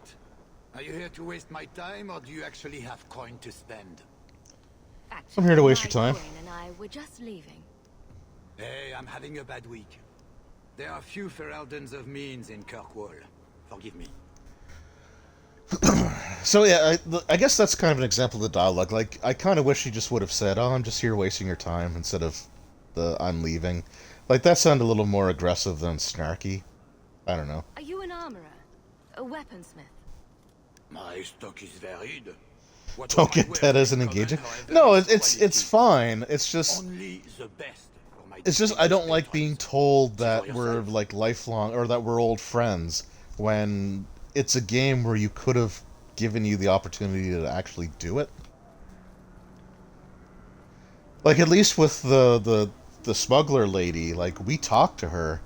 You know, we had like some exchange of dialogue, so you kind of get an idea of what your relationships might be like. Oh, there's more stuff here, isn't there? Oh, speaking of Sebastian, or Bashi.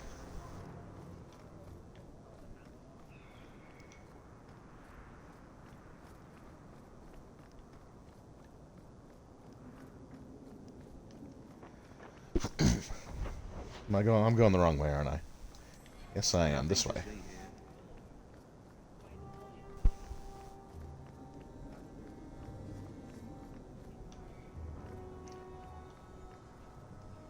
So this NPC that we're about to see here, he was downloadable content. I can't remember... Sebastian, stop this madness. The if he Chantry came with cannot condone revenge, Sebastian. It is my right, my duty, to show these assassins there is nowhere in the free marches to hide. This is murder. No. What happened to my family was murder.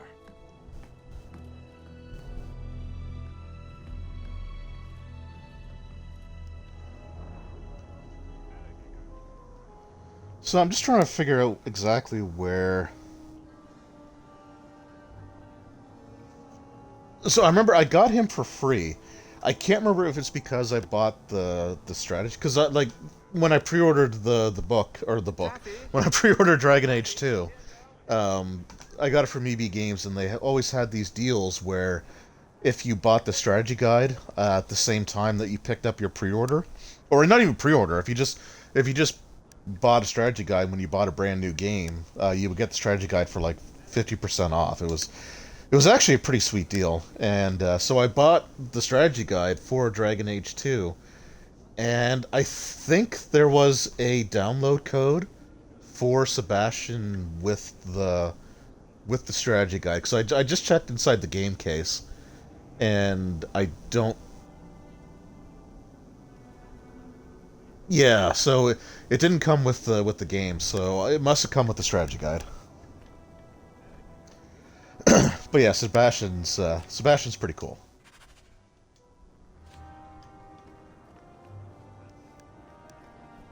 Yeah, Hightown is super easy to get lost in. Like, super easy to get lost in. Taffy, here go.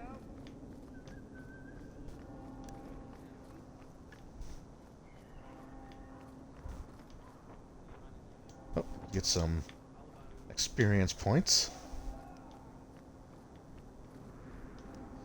I mean, like I said, the graphical design is really nice. Like, you know, the buildings look great. It's a beautiful looking game. The biggest thing I can say about Dragon Age 2 is that it shows its short development cycle.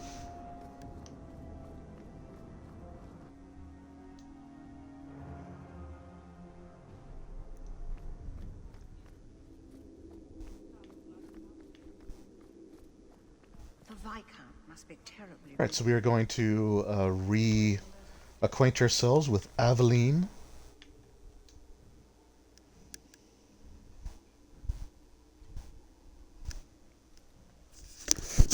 Aveline! Hello, Hawk. Been a while, hasn't it? What? Oh, right. Sorry. It feels like we just talked. I've been keeping an eye on you. Information is one of the few perks of this job. Watch out for Bartrand. He's a son of a bitch. You know I don't like it when you have people watch me. Saved me camping on your doorstep.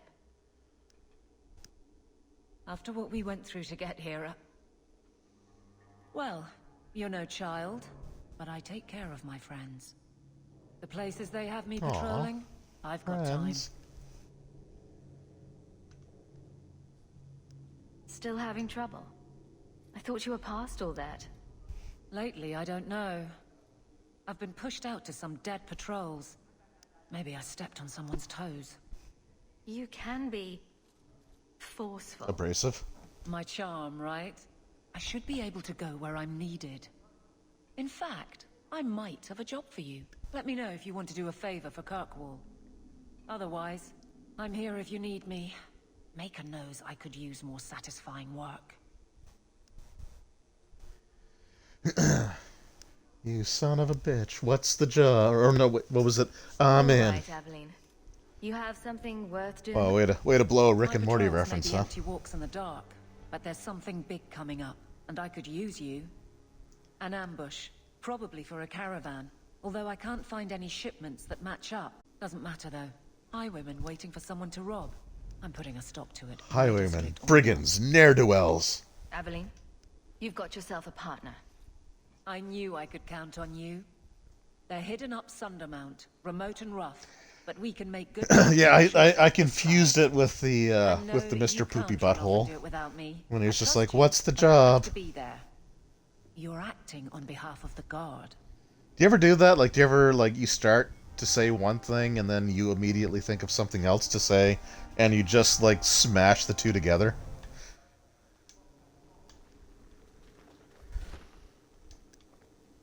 Alright, is there anything that I can pilfer in here?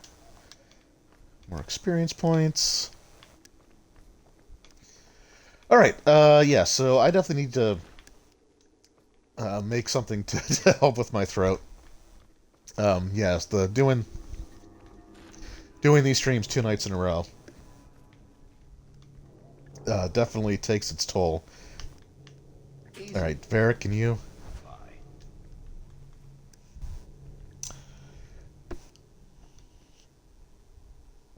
Around a pickle Ricks all around. Alright, yeah, so what I'm going to do, I'm just going to take just a quick break, just long enough to make myself a cup of tea. And yes, I do mean a cup of tea. I'm that boring old guy. You know, if I, like I said, I got beer in the fridge, and I could always say that I'm having an unspecified, a beverage of unknown origin, but no, I need to make an actual tea. Just because you have to project a little bit into the microphone, I find. I mean, I probably don't, but I feel like I do. It could just be because I'm listening to the game through the headphones as well, so maybe that's part of it, but regardless, so I'm just going to take a quick 5-minute break, and I will be right back, so just bear with me, and we'll be back with some more Dragon Age 2 goodness.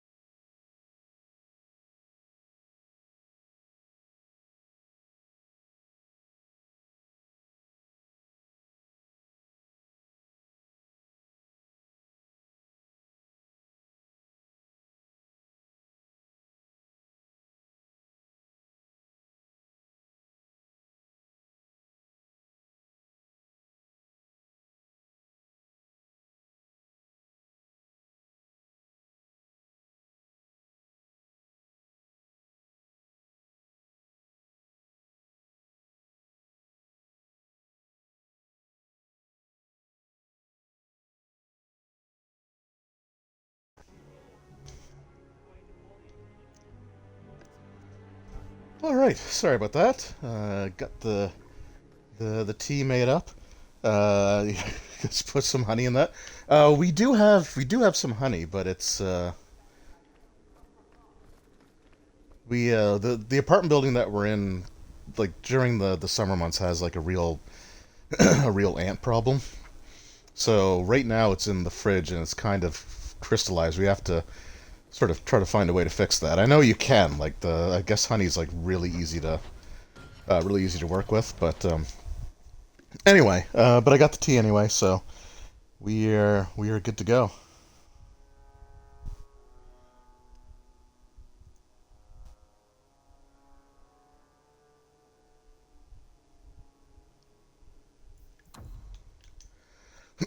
All right, Aveline. Let's 2 strength, 1 con. So I think she has. Oh, they gave her Warmonger, really? So with Aveline, I usually make her like a defender.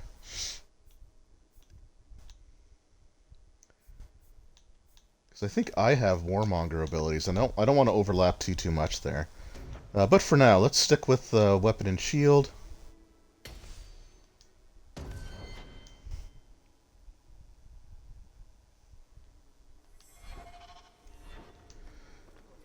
All right, let us make. Okay, so this is the map system for Dragon Age 2.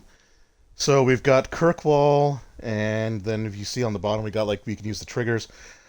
So you can access Kirkwall during the day, during the night, and then there's sort of like the free marches area just outside of the city. Now the locations outside of the city, they're the ones that are like the most prone to like reusing the maps, but we'll get there. So for now, we were in Hightown. Let's make our way to Lowtown.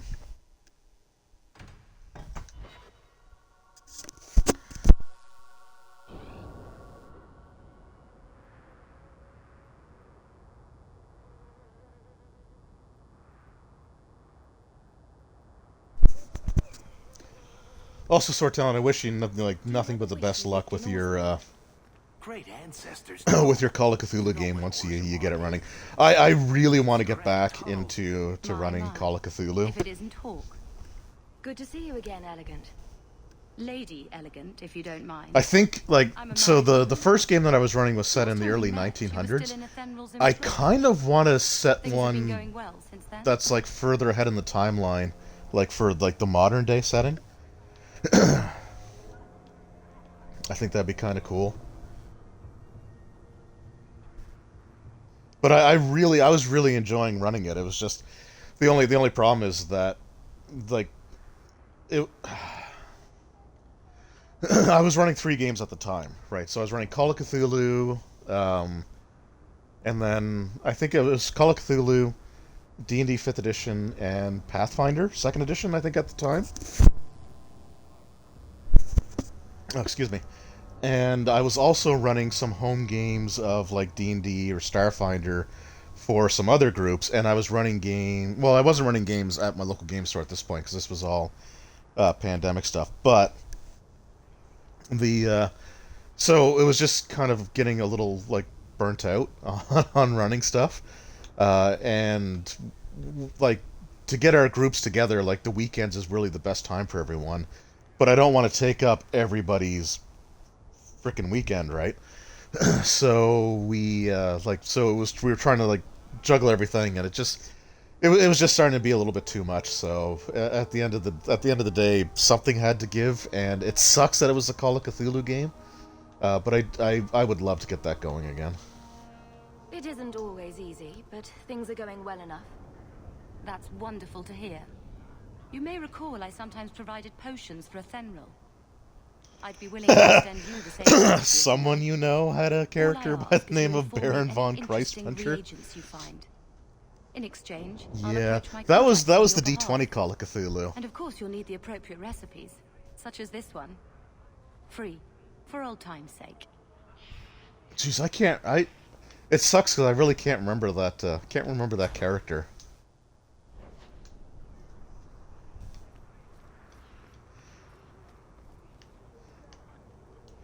wait, that no, he was like the black metal singer, wasn't he?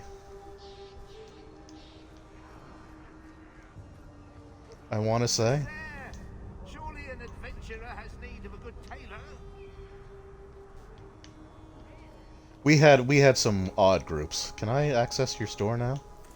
There we go.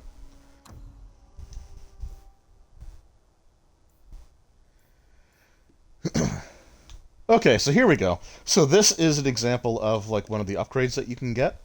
So this is an upgrade for Varric. We can't afford it right now, but that's where you find them.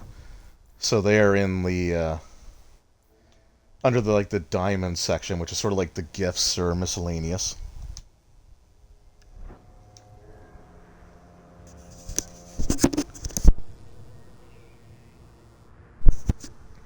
Yeah, the 7th edition Call of Cthulhu is super backwards compatible. The D20 system really wasn't. It was interesting. Like I will say, it was sort of an interesting concept.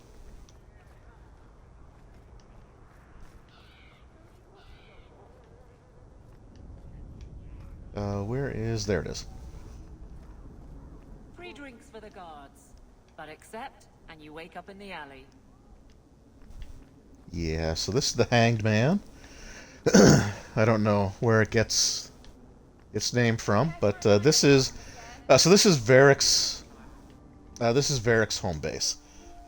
So the different characters in your party will sort of have like their own places where they hang out. Aveline hangs out at the guard, like the guard barracks, and Varric here operates out of this place. And occasionally, when you come into someone's like home base, for example, you'll see they have something over their head, and we can actually talk to them. So, here's the thing. We need to find a way into the deep roads. Bartrand can lead us to the right place once we're down there, but we need a good entrance. Any entrance would do, wouldn't it? Well, unless a dragon's sitting in it, I suppose. We need an entrance that's close to our destination, but isn't already plundered or filled with darkspawn. Fortunately, I've received some new information. There's a Grey Warden in the city. If anyone knows how to get down there, it'll be him. A Grey Warden, you say? Why would a Grey Warden know that? I wonder what Grey Warden it will be. They forge into the deep roads all the time. And if he doesn't know, he might be able to point us to those who do. Are there any other options? None at the moment. Bartrand had an entrance lined up, but it was a bust. I'll keep looking, but if we don't find something, we'll have a fancy expedition with nowhere to go. Sounds like you have it all planned out, Varric. And that, Mercer, is why I'm here. Supposedly, this Grey Warden came in with some other Ferelden refugees not long ago. A Lowtown woman named Lorene has been helping the Fereldans. We talked Hey, to fellas, her. been a blast. Oh, no, I understand, Bill. You gotta... I'll keep after my It is the middle of the week, see if I can drum up so the other I appreciate you hanging out. I really do. I should be fine for tomorrow night's Octane Cthulhu group. I felt bad that I had to miss last week's, but again, it was just one of those situations where I was just kind of worn out. But yeah, I will be there tomorrow night, so I'll see you then.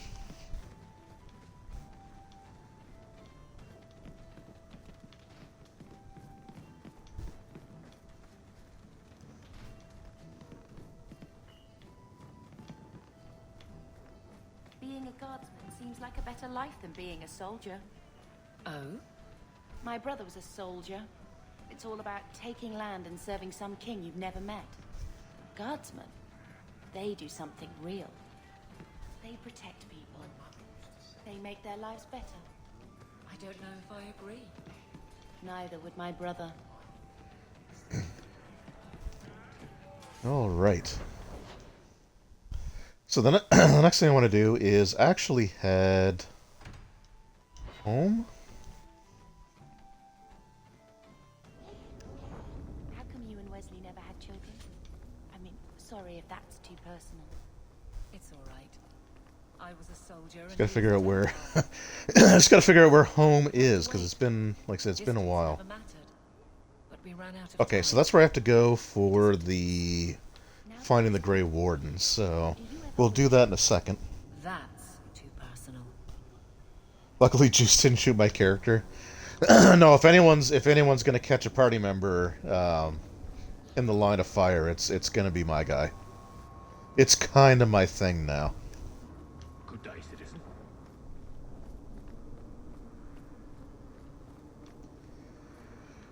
Alright, so we are currently living with our uncles. Let's see what we got here. There's our doggy.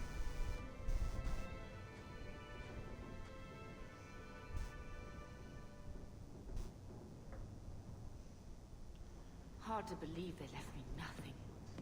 Well, Mother was pretty... I'll have to I gotta watch the recap. Like, I know Drake's recaps videos are freaking great. I still have to watch the one from the session where we played hockey. No, it's not team killing. So it's an unusual game, we'll say. It's a ton of fun, but it is a very unusual group. So there is a weapon in this game called the Brown Note gun. And the Brown Note is a reference to the theory I think this is the same cheese that was here a year ago. that there is a certain audio frequency that if someone hears it, it will cause them to lose control over their bowels. So it's basically a gun that shoots like a cone, and it causes physical damage, it causes mental damage, but whoever's hit by it a skill check to maintain control of their bodily functions. We'll just put it that way. Ooh, Blood Dragon armor.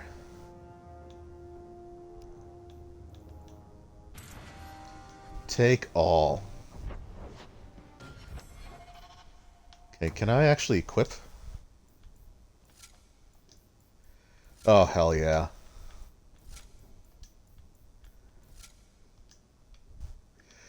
So I didn't get to use this in Origins because I was playing a rogue, but here is the Blood Dragon armor that we also had in that game.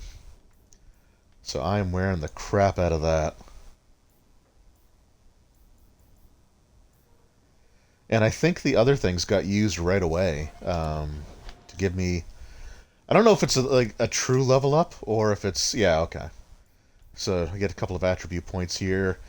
I will put those in...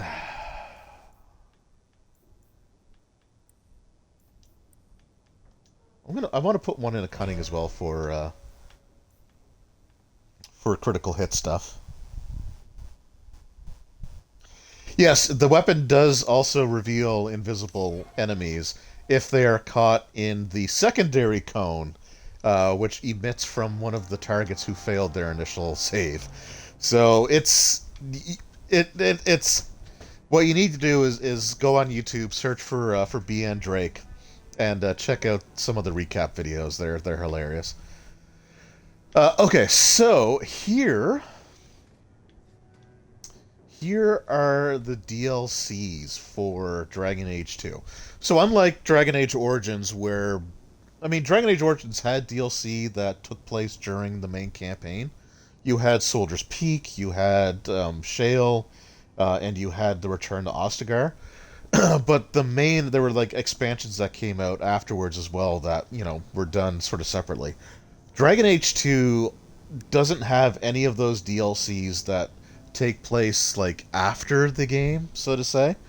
So what we have are these two statues, and regardless of wherever our main character's home base is, because it will change, we will have a different residence a little bit later on.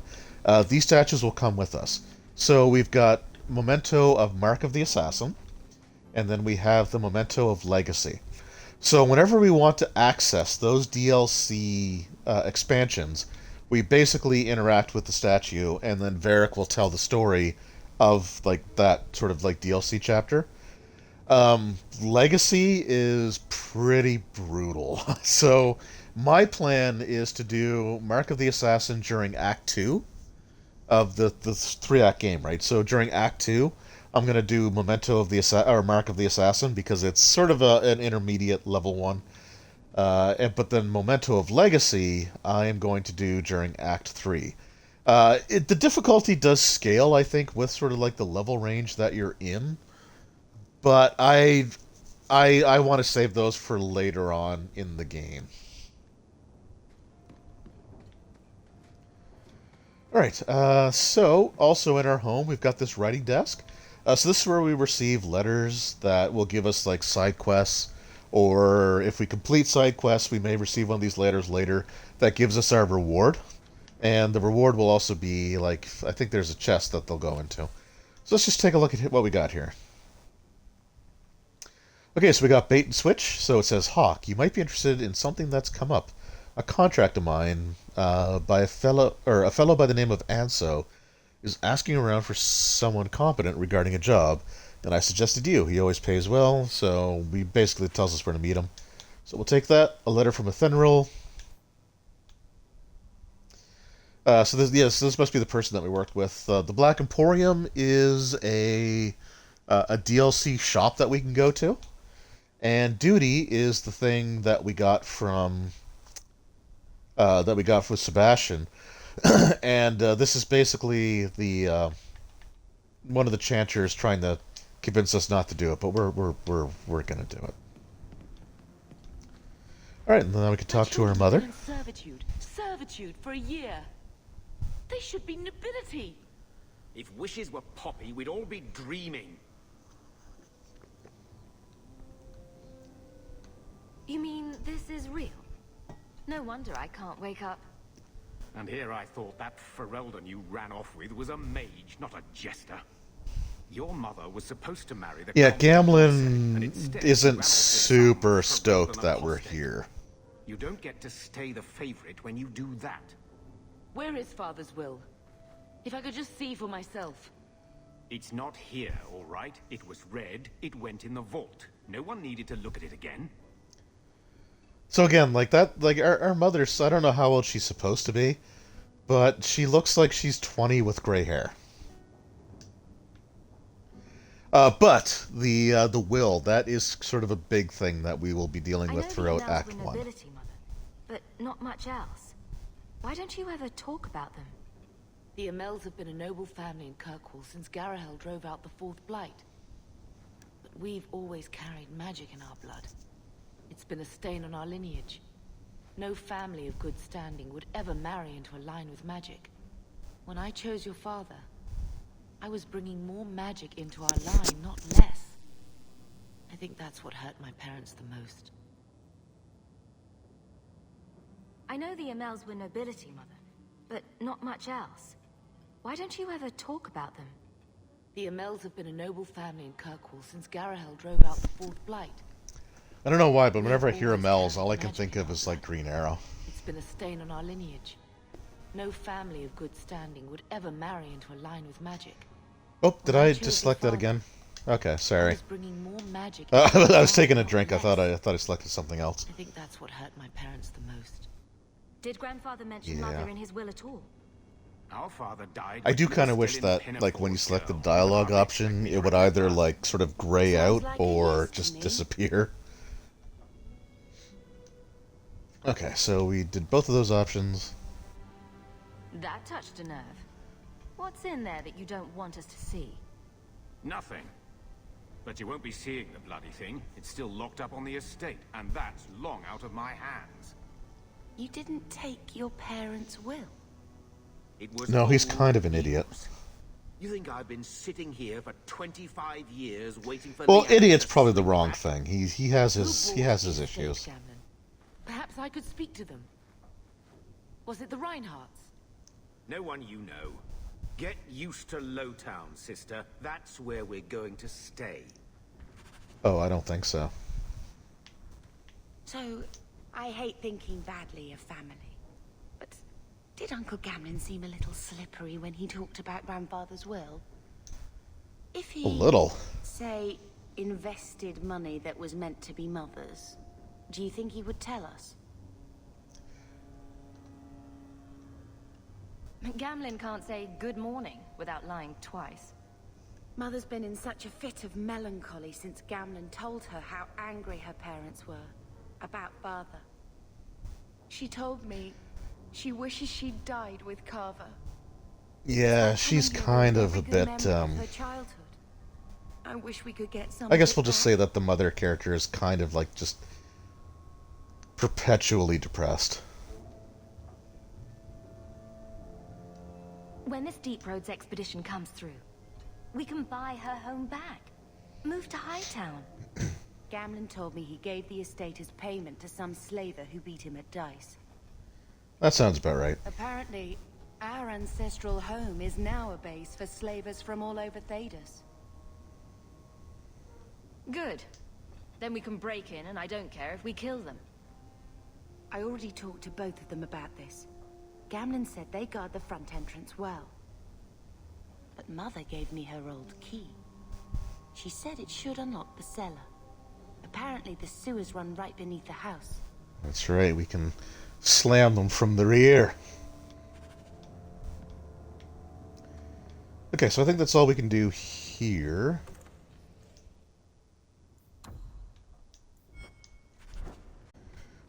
So I guess one thing that I didn't get... Looks like the dog's trying to tunnel his way out of this hovel. Can't blame him. I can't have Mother living in this hole. We've got to get out of here. Yeah, I mean, there's, what, 3 beds for 4 people? Not quite sure how that works out. Yeah, so I guess some of the other DLC that I had back in the day was, like, these mage, warrior, and rogue packs. And they would have been, like, their own separate, like, treasure chests that are kind of scattered throughout this room. So I guess that didn't carry over. I'm not too worried about it. I mean, I got the Blood Dragon armor. I'm fine. But I think we can also name our dog. He wasn't like this in Lothering. I think he misses the open fields. City life not agreeing with you. Poor thing. Maybe he'd be happier if we brought him with us more often. But if he's with us, who'd keep Gamlin's debt collectors away?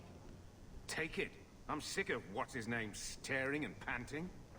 Gamlin, Oh, we're gonna give him a name. Mabari understands what you say. Try using his name. What's wrong with dog? Real easy to remember.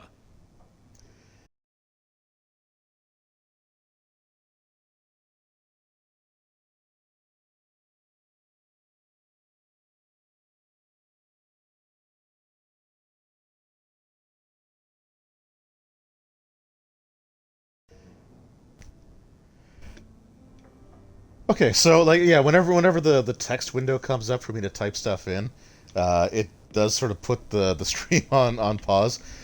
So I named him Wolfums, because I think that's a good name.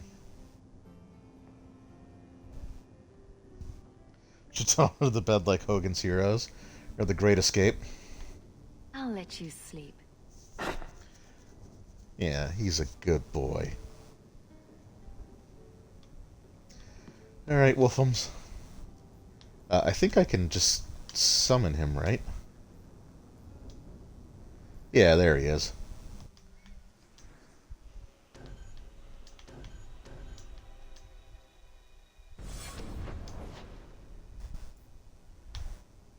Alright, I think...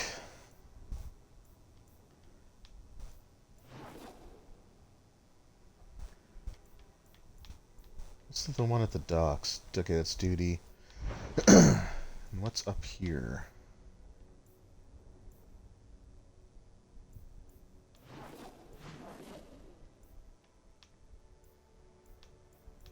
Alright, so we'll start Tranquility, because I gotta talk to...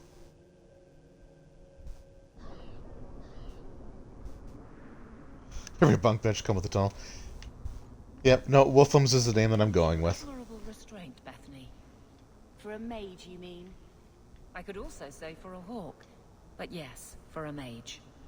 You have a sword. Why aren't you killing someone right now? Fair point. But I can put my sword down. Believe me, I have tried.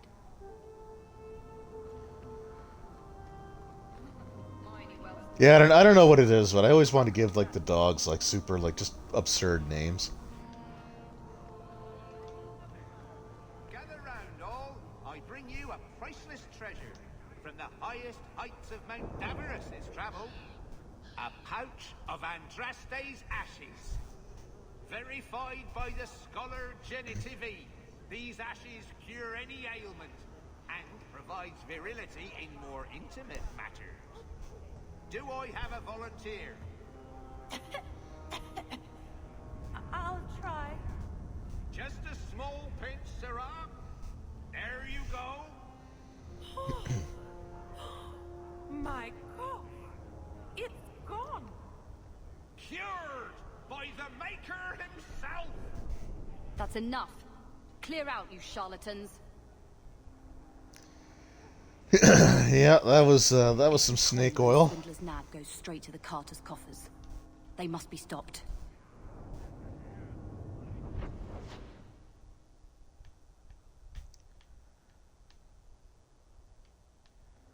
Well, let's stop them, shall we?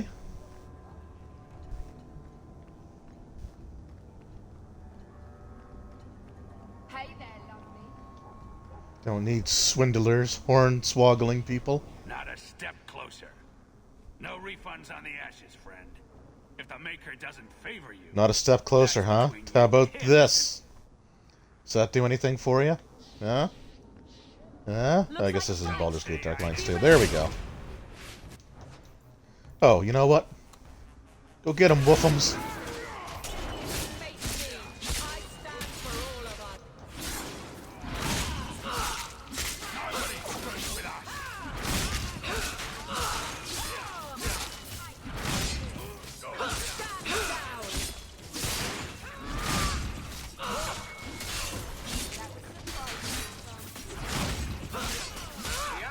So another, like, you know, good thing about the combat system is, like, when the warrior swings their weapon, it actually swings in an arc, and it will hit, like, multiple people within the arc.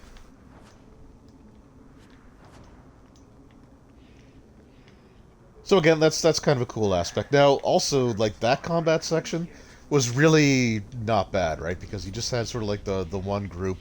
They had a little bit of backup. That's not too bad. One of the unfortunate things that happens a lot, and we'll see this more and more as the game progresses, is that there'll just be like 2 or 3 waves of enemies that will just sort of keep appearing. Did you say something? And I feel like that's something that they really should have restrained themselves on a little bit. I seem to have dropped a coin purse in your hand. Oh no, whatever will I do?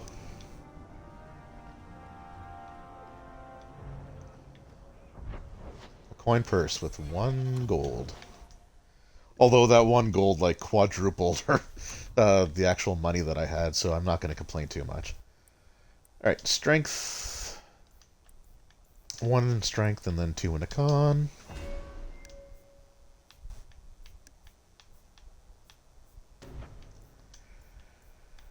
Okay, so what do we have here? Tremor, meh. Meh. Alright. I do want Whirlwind. So we'll go with Scythe for now.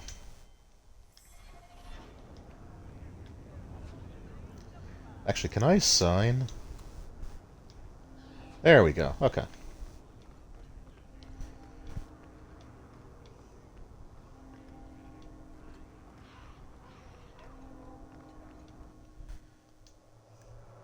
Will everyone please just step back?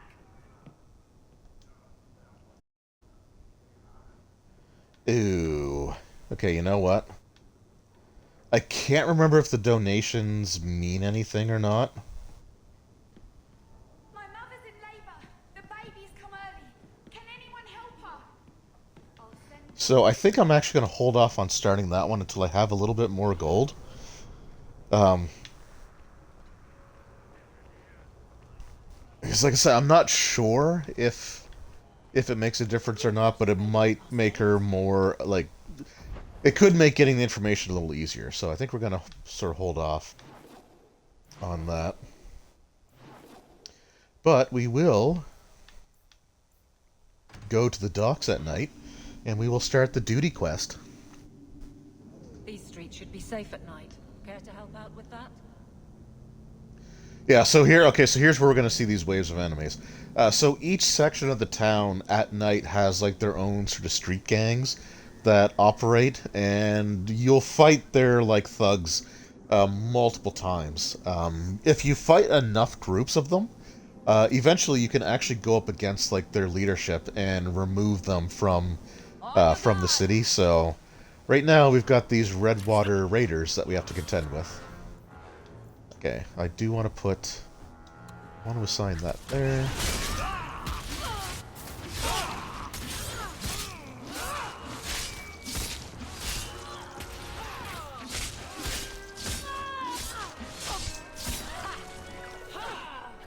So there you see like a whole bunch more just sort of drop in.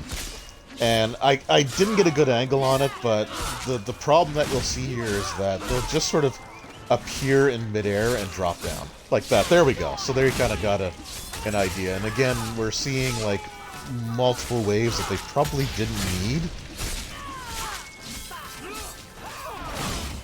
Because it's not based on how many total raiders you kill, it's how many groups you encounter.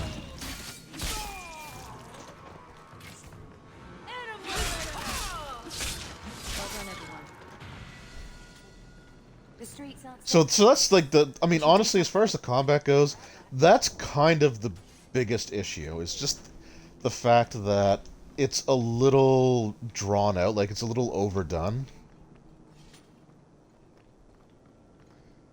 Like they really only needed that one group, right? Because, you know, like you could say, oh, well, you get more experience, but that's something that the game designers control in the first place. So you could just make them worth more experience points instead of just having, you know, 3 waves just sort of drop in out of nowhere.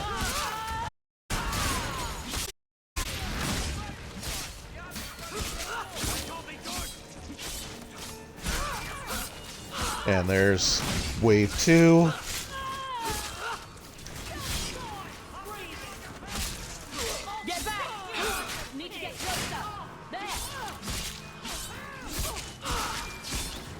And there's wave 3.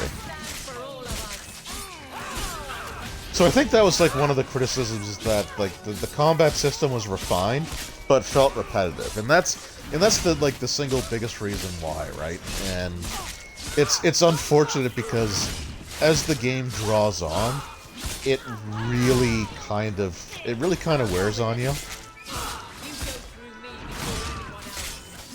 Because it's literal padding, right? That's I think the biggest problem is it's just literal padding. When you could have accomplished the same thing by making them worth like just a little bit more experience points, and you know, just having the ones there that were there, or you know, I guess if you want to have like some reinforcements come, maybe don't have them just appear in midair, fade in, and then drop down, I guess. But I do want to walk around because as much as, like I said, it does feel a little bit repetitive, I do like to do the quests that eliminate the gangs from the city.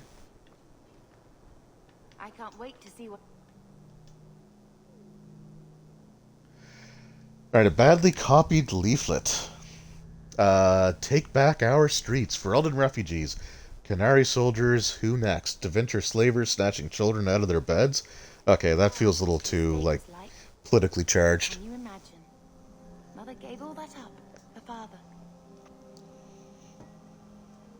We'll also talk a little bit about the Canary, too. Whoops. Didn't mean to shove the microphone there. But yeah, we'll talk a little bit about the Canary, too, because they... Okay, these guys are actually from a different side quest that I don't have yet. Nobody else appearing there. Okay, cool. Because the Canary don't hate it, but it's never been like super well explained why the Canary in Dragon Age Origins looked nothing like the Canary in Dragon Age 2.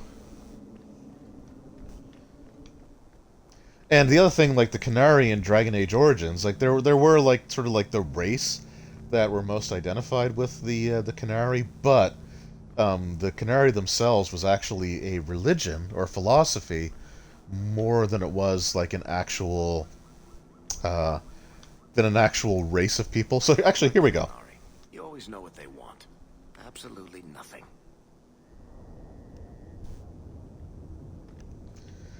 Yeah, so here you go. So this is a Canary. Now Sten just basically looked like, so Sten was about that tall, and he had sort of like, you know, very like strong facial features. Like he kind of looked like Andre the Giant a little bit, but now they have these horns, and we eventually will see a Canary that has like super massive horns, and I don't know if they ever really properly explained why they made the change.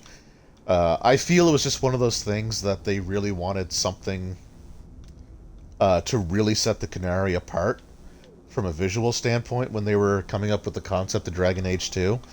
And the idea was like, okay, this is a cool design, we're going to go with it, and we'll just figure it out later.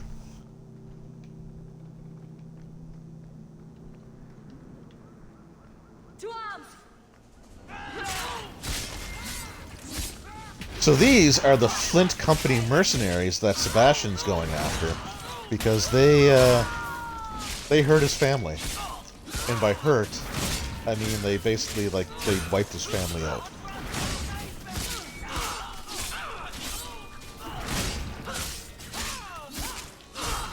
Oh yeah, no, Kamikaze Kid's Canadian. We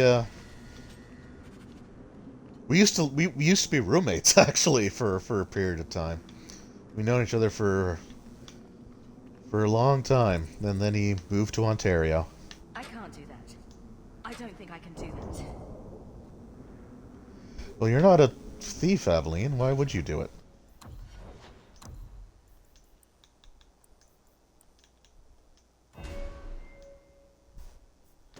Okay, here we go. Varric's Hail of Arrows, great ability.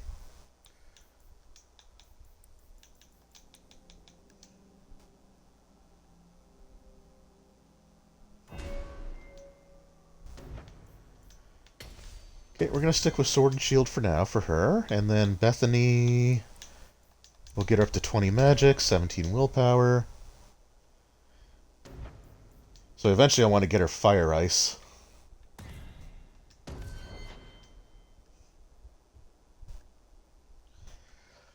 Yeah, you know, it's crazy. Like, it's honestly crazy to think that, yeah, we have been friends for like, multiple decades now. It's nuts. Okay, well, I tried. Yeah,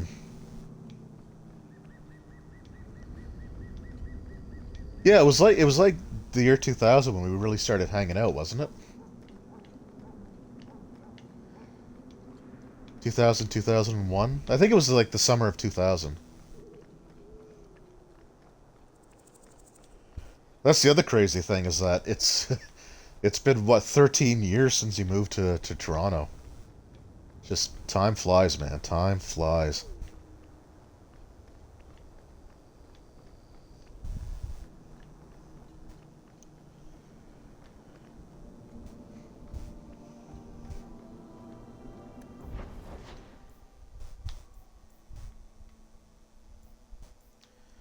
Okay, bait and switch. I don't necessarily want to do that yet. No, let's do it. Yeah, 2021 years. It's kind of nuts to think about.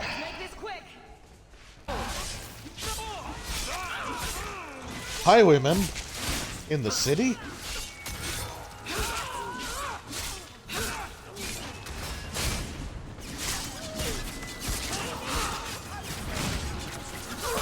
Oh, you know what?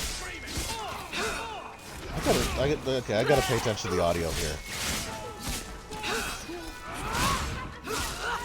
Let's finish this. How about you? Okay, no, never mind.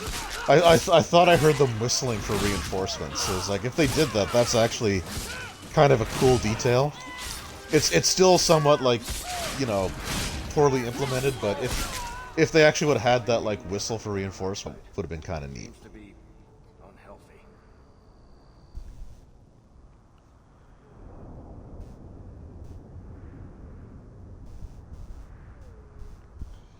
Yo, Canada, $14 toll.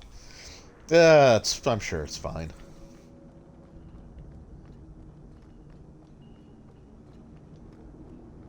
Oh, right, the rusty metal spike district, my favorite part of town. Can we leave now? Oh, Varric.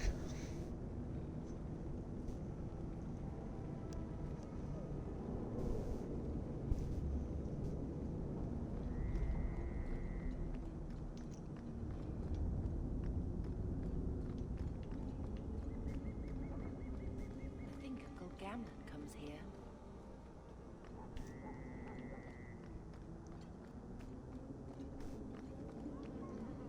Okay, so I think bait and switch is actually, I think that's actually going to start the process of us getting another party member pretty soon. But first, I'm just going to walk around, see if I can find any more of those vagabonds.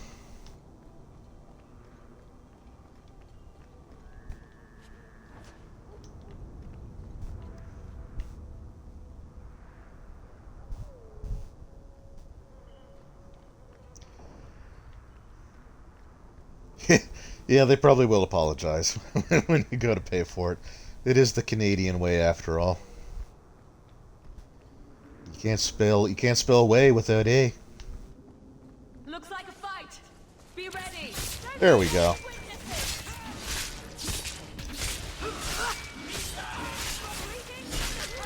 I'll deal with this.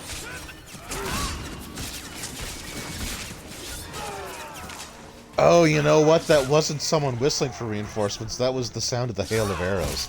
It sounded like a whistle.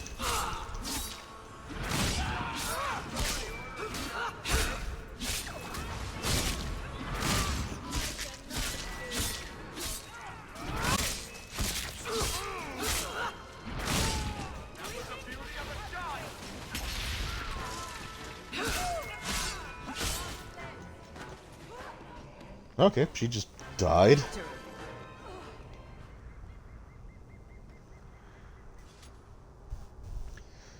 So yeah, so one of the things about the combat, like it's for the most part it is pretty, you know, nice and smooth. But there are situations where the whoever you're attacking, like they don't take damage for a period of time. Like it accumulates, but it doesn't actually affect them for a little bit. So you'll get a situation where someone's life bar will be like 3/4 full, and it won't change for several hits, and then all of a sudden they just die. Like it's a little weird. City slums, that's where we live. All right, yeah, let's do bait and switch. I don't think we get the party member right away, but we do. I think we do get introduced. Oh, hold on. More bad guys.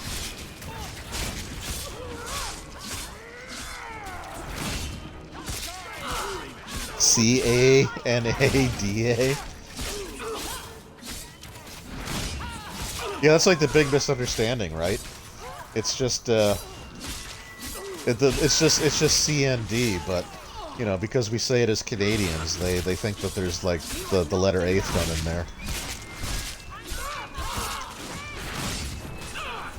Canadian and Polish people are the best. It's funny you say that because my wife's family is Polish. In like origin, not like recently.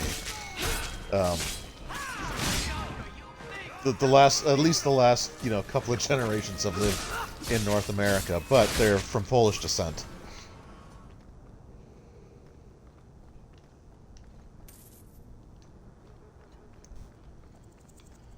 Right, and so Sweet mother of Parp, you can't just run up on someone like that.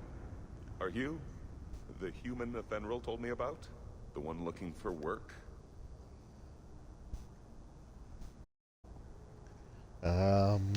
Did you think I was going to attack Yes. you? Oh, no, no. All right. Hope not. Anyhow. See, again, that's an example of, like, the dialogue not matching the option that I chose. Very long. Like, the question was, were you expecting someone else? And then she says, like, do you, you know, did you think I was going to attack you? It's just, I don't know. I kind of wish they would just say what you choose. What's a bizarre thing to be scared of? But I digress. I need some help. Rather badly, in fact. But that's not just a Dragon Age thing. Like, I really noticed it in Mass Effect. Deliver it decided not to. If you retrieve my property, I could reward you handsomely. Just what did these men steal? Did I say steal? I don't know if I would go that far. They seemed like perfectly reasonable. Well, it's your property and they have it, so which is it? Everything. The goods are valuable, however, and illegal. And my client wants them very, very badly. You know how these Templars can be. Templars, eh? You're smuggling lyrium to the Templars? Maker's breath. Between the Chantry, the Carta, and the Coterie. By the Paragons, not so loudly. My word. Yeah, it's a thing in KOTOR. Yeah, that's... You know what? Right. I've only played KOTOR 2, like, twice. But yeah, now that you mention it, I do remember the dialogue being really screwy in that one, too. I'll get it back for you. Sure. Add it to the list of things I'm accessory to. I do need to get back into the KOTOR stream. It's just... In a little hovel within the alienage. If you have to kill them, then I guess it can't. Admittedly, three different games is kind of tough to balance, but I'll figure it out. It's also tough to balance with like recording videos too, because all that stuff has to be done at night. Hopefully, though, that won't be the case for much longer. I don't want to say too much right now because we are still a little ways away from it. But starting around the middle of next year, we are going to be looking for a house. And when we get one, I should be able to record videos during the day, and it'll make streaming at night a little easier. I'll probably even be able to start streaming at an earlier time, too.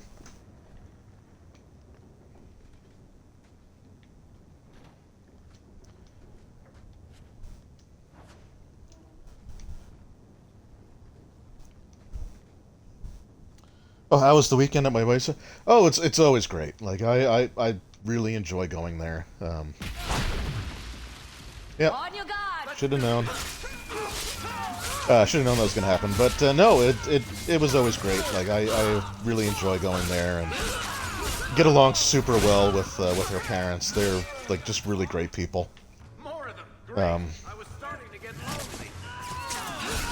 to watched a couple of Red Sox games on Sportsnet with the father-in-law.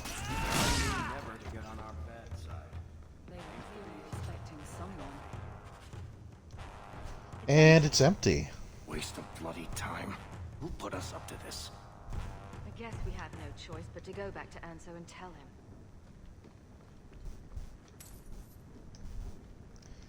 So this is also a quest I probably should have started at a slightly higher level because Varric didn't even like. So Varric's the rogue, right? So he's the one that can spot traps, and he had no idea. Like he might like normally they'll say something if they spot a trap, and that just didn't happen. So dedicated Dave room, hoping. We're sort of like I said, I don't want to get too much into the plans for that yet because we are still, you know, several months away from starting the process. But yeah, the idea is that I would like to have like sort of my own like office space sort of thing, and I'll talk more about why, you know, when we get closer to it, or sort of what my plans are, and it might affect like the YouTube channel and stuff going forward, but that's fine. But no, it's going to be good. And then also the other thing is when we finally have our own place, we'll be able to get a pet because apartment living, very few apartments will allow you to have pets, and it's super annoying. Now you fall. Maybe it'll wind up with you streaming on cam. So, I don't know. I don't like looking at myself. Like, I don't know. I don't like being on camera. But if I had a better setup, it would be a lot easier too. Yes, because right now I'm in my living room, and there's really nowhere for me to set a camera up. So that's something that could definitely change. No promises though, because like I said, I'm not super keen on being on camera. Hoping it works best. Oh, well, thanks, man. I appreciate that. I don't think it's going to be a problem. Like, we'll definitely be moving away from the city. Because, like, city prices are ridiculous. But, okay, this scene we gotta watch, because it's really cool. Lieutenant, I want everyone in the clearing, now! Captain! Your men are dead, and your trap has failed. I suggest running back to your master while you can. You're going nowhere, slave.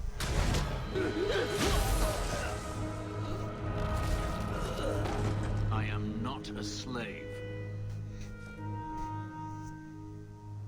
I apologize. When I So this is Fenris. provide a distraction for the hunters, I had no idea they'd be so numerous. You were responsible for this. I'm the reason you're here, yes. My name is Fenris. These men were Imperial bounty hunters, seeking to recover a Magister's lost property, namely myself.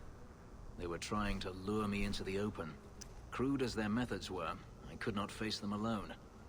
Thankfully, You know, I have to say, for like a 10-year-old game that's 2 console generations back, the skin texture, like on Fenris especially, there looked really good.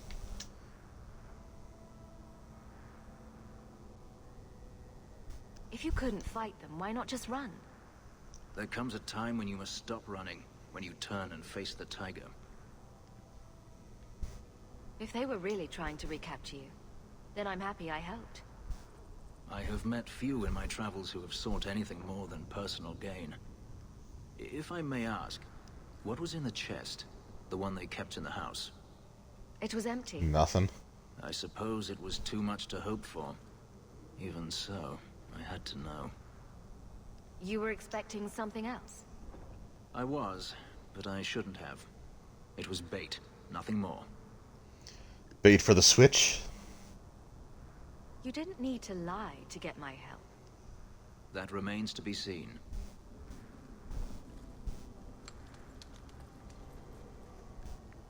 It's as I thought. My former master accompanied them to the city. I know you have questions, but I must confront him before he flees. I will need your help. If it means fighting more slavers, I'll help you. I will find a way to repay you. I swear it. The Magister is staying at a mansion in Hightown. Meet me there as soon as you can. We must enter before morning. Okay, so, I mean, he says before morning, but, like... The alienage should not be this quiet. It doesn't matter how many day-night transitions we do. The quest will still be there, right? It's one of those, like, RPG tropes where, you know, you can take forever to get to it and it'll still be there. Like, you'll still arrive just in the nick of time.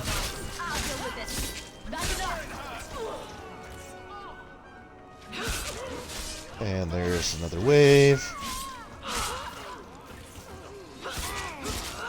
You know, I think it would actually be a really interesting mod, I guess you could say, for the game. To just eliminate the waves. Like, just to eliminate the waves of enemies. And, like, just bump up the experience points slightly. Like, I think that would be a really cool, just simple mod for the game that would make it... It would actually change a lot, honestly. in terms of, like, I think people's opinions of it.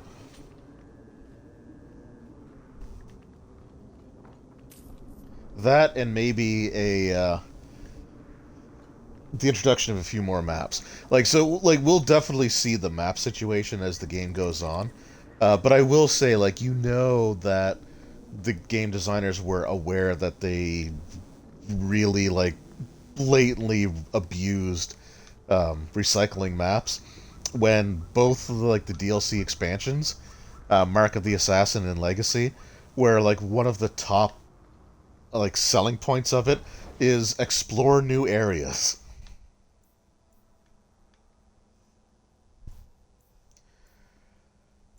Alright, so we can do the black, not the Black Emporium. Well, the Black Emporium's like, it's just a shop. We'll get there eventually.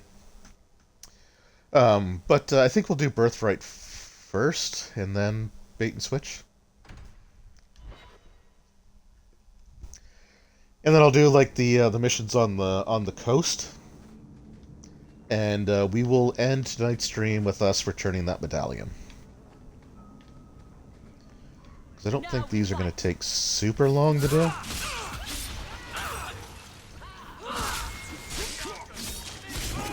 So that guy's going to appear behind me, yep. I also loved, like, there's this, like, battle going on with, like, swords swinging around, and you just got, like, people just casually walking around, like, oh, okay, hey guys. Take what I like. That's what I say. Hello, Tom Wise. Other NPC that I'm being told that we know really well. Huh? Oh, Hawk. Haven't seen you since we did that job together for Athenril. Been a while. Heard you're going Yes, on that some job. expedition into the deep roads. That we Been totally right into did. Darkspawn territory. Sure that's wise? We can't all Eh. make a living in the Undercity. Just watch your back. That's all I'm saying. Say, you still in the market for some poisons? Athenril's scarce these days. And the coterie have their own mixers. You find any... Boy, you are agents just who really want super to casual develop about asking me to buy just let me know. poisons, aren't you? In fact, since you're an old friend, here's a recipe. My speciality. Everyone needs an edge sometimes, right?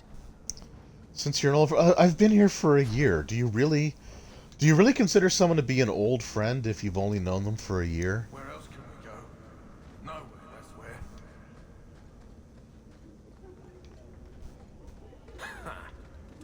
Why is it nobody ever seems happy to Well, alright, let's just deal with these guys.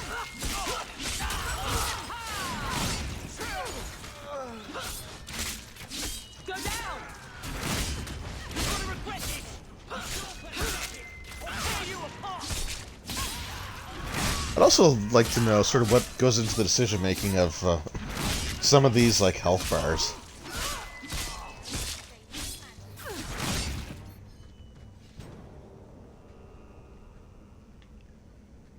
Oh boy, that was actually just one wave. See, again, that was fine. You know, there was a group of mercenaries, we killed them, and that was it. They didn't respawn like a million dudes.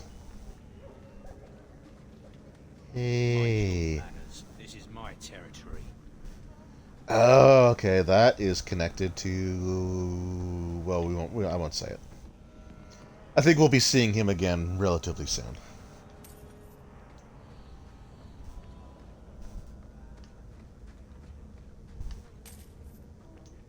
Don't like Darktown? Heavy boots that, again, only I can use.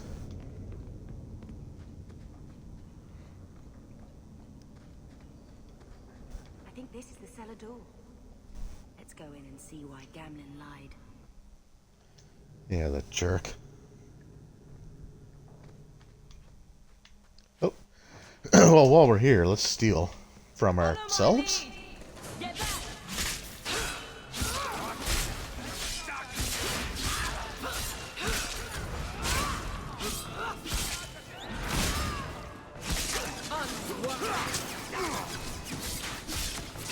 Let's finish this!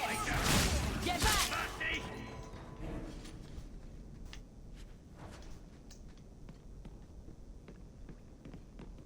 Yeah, can't go in there. Alright.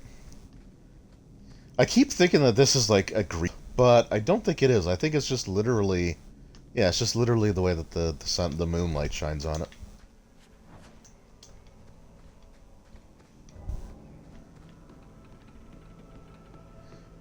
I guess because like in Origins there were grease traps.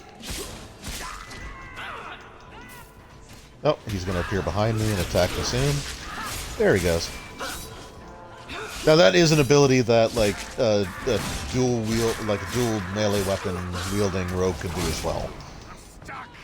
So that is like a legit ability. That'll teach you.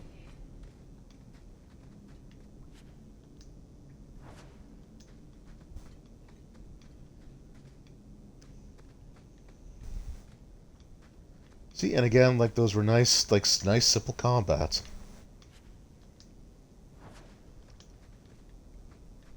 Oh, painting of my mother. There's the Amel crest. Mother described it, but this is the first time I've seen it. Wouldn't it feel like something to live in a house with this above the door?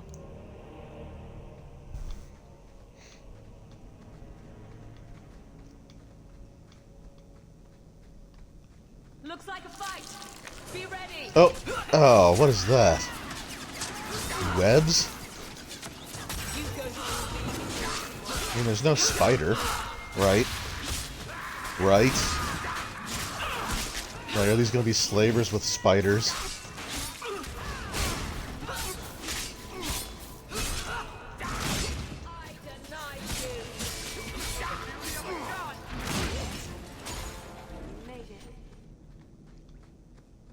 On your guard. Oh, hey guys.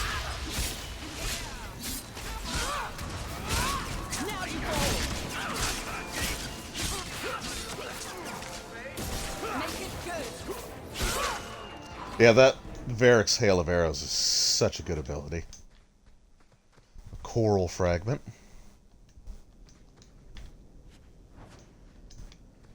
So where this is also like a more combat-oriented game, one of the things you may have noticed is that you do level up a lot faster. Like, so, Hawk is already level 5. And I don't think we're that far from... Yeah, we're about 3/4 of the way to level 6. Okay, I guess I can't go through that door.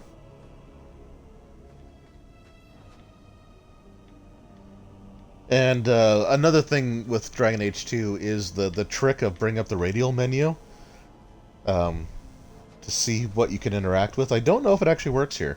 It does bring up their names, so I guess we'll just have to... No, it still does, okay, because it brings up the chest and the... Oh, a Master Slaver, eh? Whoops.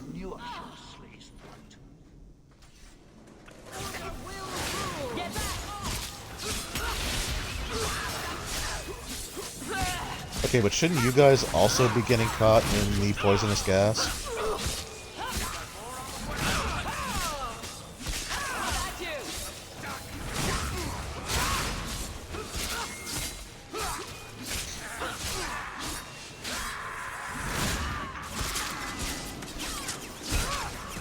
Yeah, but no, I guess like getting back to the whole like house hunting thing, like I'm really looking forward to it. I'm curious to see where we're gonna end up,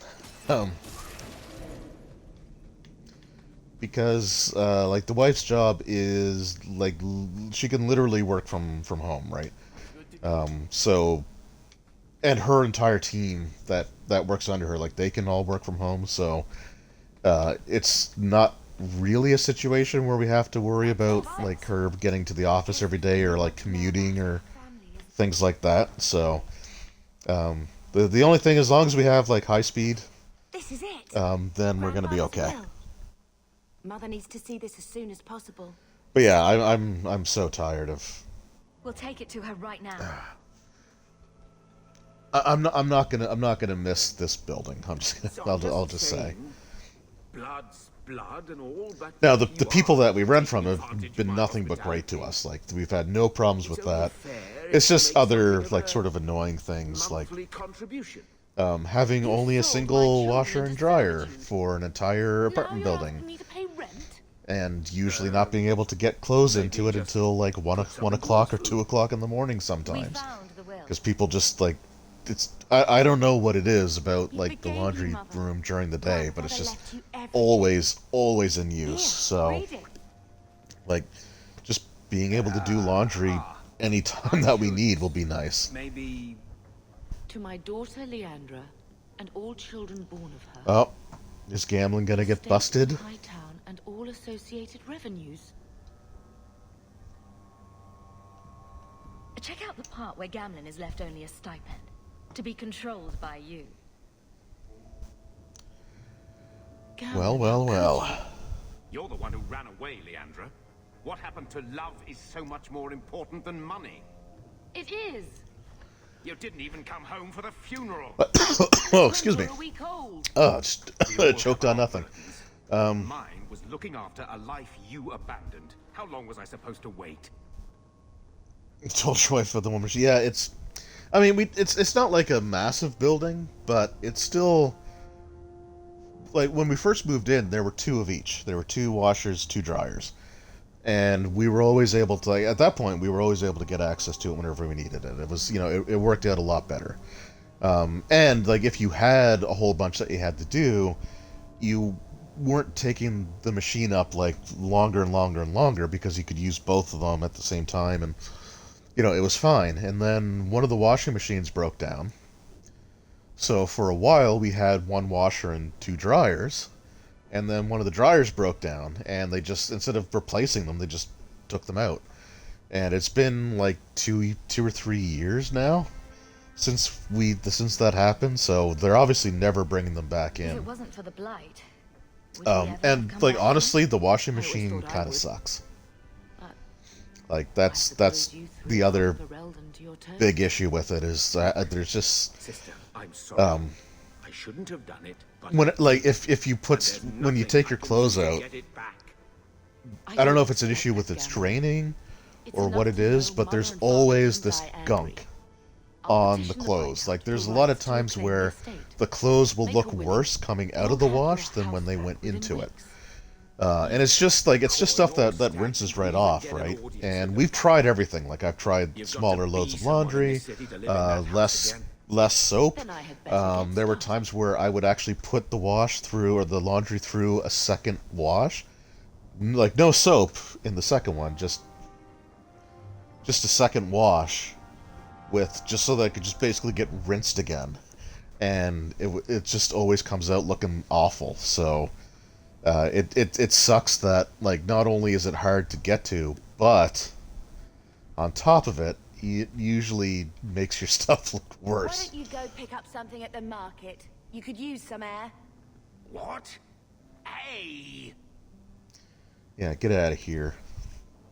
I can't believe Gamlin stole Mother's entire inheritance. Try wash. So I would gladly do that, except we have to pay for every single use, and... I could never turn against my own sister like that. I don't think it's my responsibility to maintain the washer. Right? So I'm not going to spend my money for something like that. Like that's, I don't know. Anyway, we don't have to put up with hopefully for too much longer. You're a better person than Gamlin could ever be. Well, hopefully we'll be out of here soon. You know, as far as the streaming at night, like I don't mind streaming at night. I thought we were doing it for Mother, for what she lost. It would be nice to be able to start a little earlier though, because especially like for these Dragon Age streams, because I'm going through like the full series, and Inquisition is a pretty lengthy game, like just the base game on its own. I wish they had lived that like I trying to do like 4-hour streams for the Dragon Age ones. That's what it is, isn't it? So I like saying that.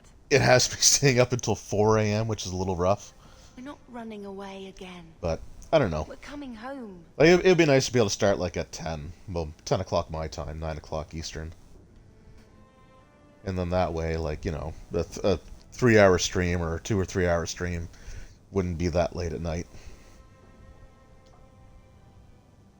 Are you unhappy here? I wish I could do more for Mother. Carver's death. Now there was, as far as going back to the washing machine situation, there was a point when they first switched from like change, Like before, you had to like put coins in. They switched from that to an NFC card, like a tap card, and for a little while, the machine would start without actually having to read the card first.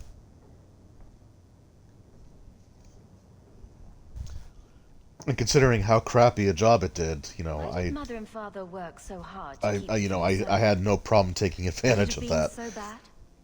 I guess at first Because after the stuff came out, I would have to hand rinse them in the sink to get the crap off of them, and then put them in the dryer. So, I guess that would have been the time to try that. Not just a mage-blood child. It changed their lives, your life, Carver's. But there was one of the lights that comes up on it is like sensing if there's a load inside the washing machine. So I don't know, like maybe there's something that has to like press down on the thing that agitates it. So maybe if it was empty, it wouldn't run. I don't know. I guess I'll never know, but We're going to make this our home, Bethany. yeah, efficiency, the high efficiency ones. I'm so very tired of running.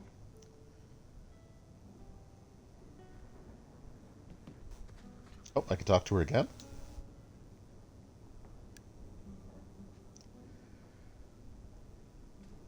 I found this. Oh, it's not when the same we were at dialogue. estate. That's good.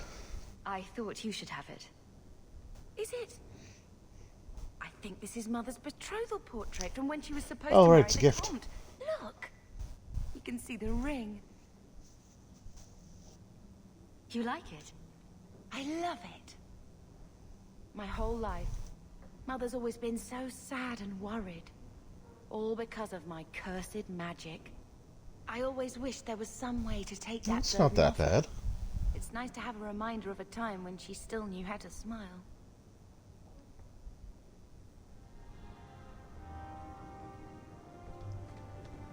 When I told your grandmother I was marrying your father, she threatened to disown me. She said my Oh, children she seems would be nice. mongrels. My father wanted to lock me in, but she told him it's her life, let her ruin it. I wrote to her when each of you were born. She never wrote back. I'm glad she didn't die hating me. Grandmother didn't want you to leave. She tried holding on to you the only way she knew. She would have been so proud of you. You're everything she wanted in an Amel grandchild. She might have had a hard time accepting it at first, but she would have loved you. I wonder if our mother, like the mother character model, is He was such a inspired by Laura Croft at all. Never had a knee that wasn't scraped or trousers without holes. Yeah, okay, he's gone though. All right, we need to move so on. young. Never got to be the man he wanted. I just keep thinking there's something we could have done. It's killing me. I remember that awful creature reaching down and 18 years of loving and feeding and raising, and that was it. Blame the Wow, he was dark only boy, 18, was he? not yourself. The ogre would have been happy with anything. I'm pretty sure that Carver and Bethany were also twins. There were 4 of us when the Blight began. It will never be over while there are just 3. I've written to the Viscount. I've an audience for after Bartrand's expedition leaves. I couldn't do anything for Carver, but with luck, I could at least give us a home.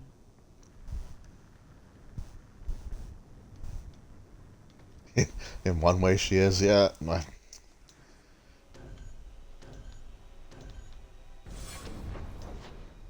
I guess you can tell what the target. Oh wait, there's a letter for me. That's the other thing. Like, so if there are like letters for you, there's an icon that will appear on the map screen. Oh, the bone pit. Yeah, we're gonna save that one for next time, definitely. All right, bait and switch. Always coin and getting rid of idiots.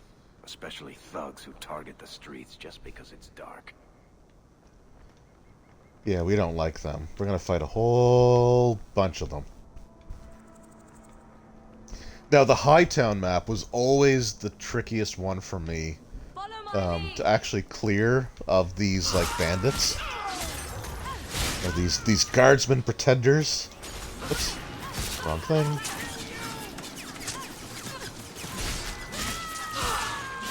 Again, it's just like as Kamikaze Kid said, it's just kind of a confusing map. So it's easy to get like turned around, or like to like you think you're going in the right direction, but it turns out that you're not. Like it's this section could have been a little bit more linear, I think. Oh, he just phased in out of the ether. Good for him.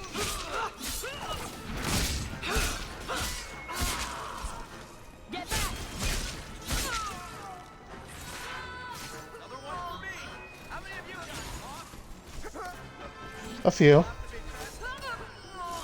Also, I have to wonder if the dwarf keeping track of his kills is it's got to be a Lord of the Rings reference, right? Like it's just got to be.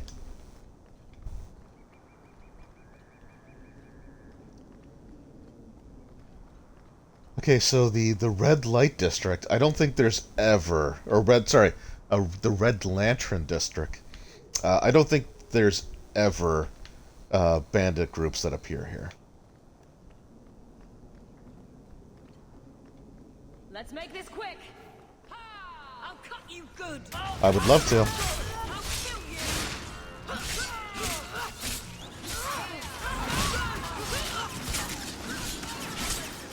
And again, you just got someone casually just standing by, not even looking at the fight. Like, oh yeah, just gang warfare in the middle of the streets. Nothing to see here. Just another Tuesday night. You're an old Kirkwall.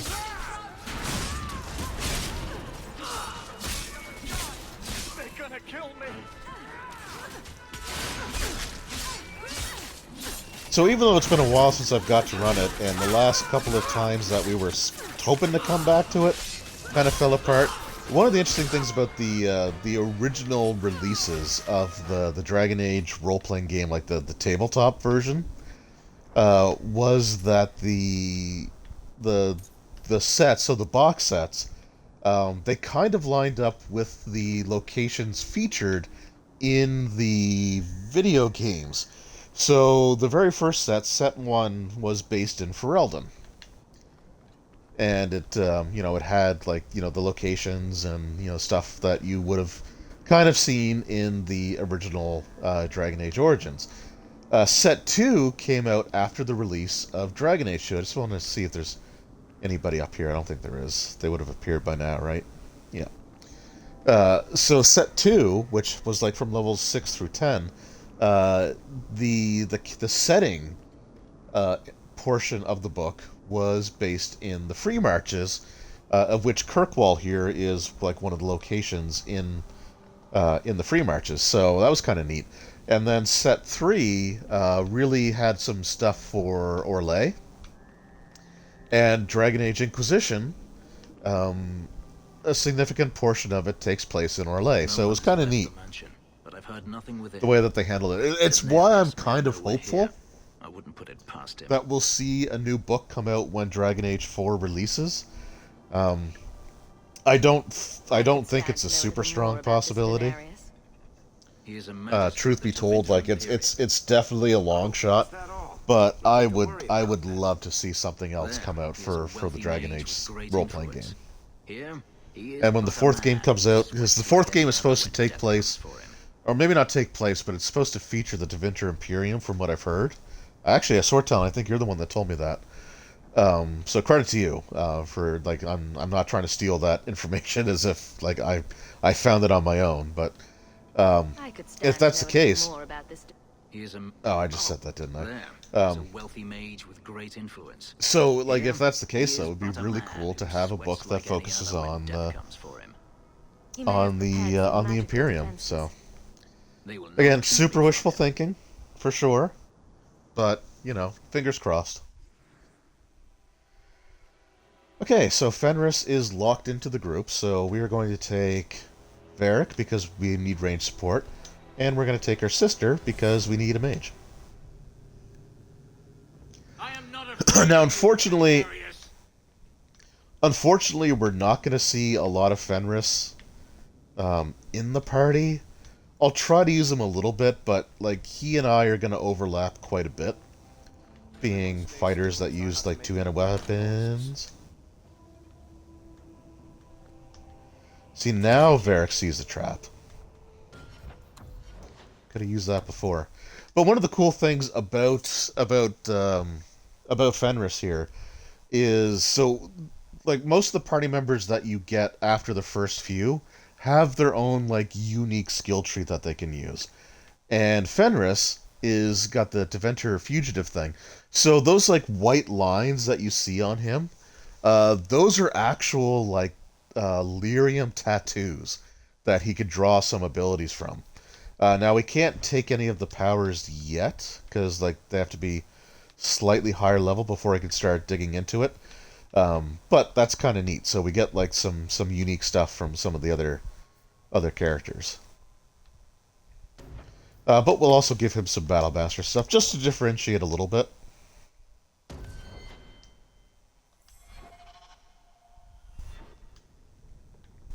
And that's also one of the things that makes the party members feel a lot more unique compared to Origins. Like the characters were great in Origins, and they had like their specializations that they could choose, like Reaver, Assassin, Blood Mage, stuff like that. But those were things that were open to basically everybody. Whereas you'll get NPCs, or you'll get party members, I should say, that join your group that are like just completely and totally unique from the standard like class structure. So again, that's another definite point in 2's favor. Denarius, can you hear me? Your pets cannot stop us. Yeah. So this location will also get reused at some point because as you can see, there are certain doors that we just literally cannot go into. But they're shown on the map because we'll enter another estate later in the game, and those rooms will suddenly be accessible to us. Get ready.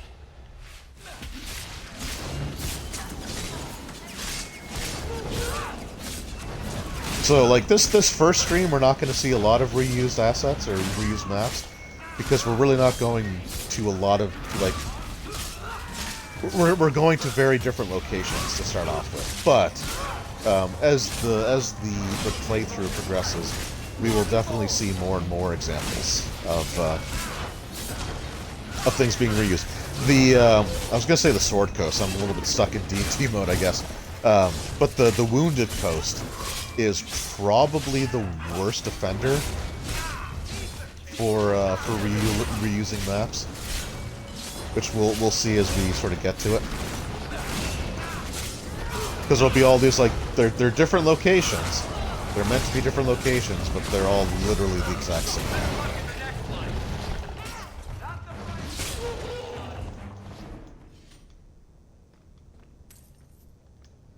Well, that went well. Some rage demons. Follow my lead. How about you?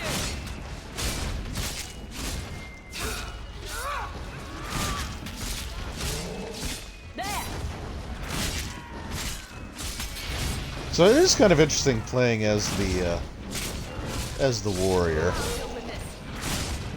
Like I said, normally in 2, the class that I like to play the most is the mage.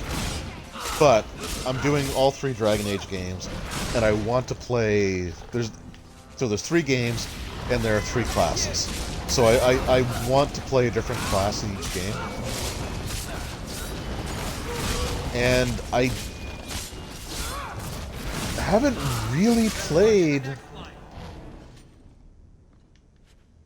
a mage very much in Inquisition. So with Inquisition, when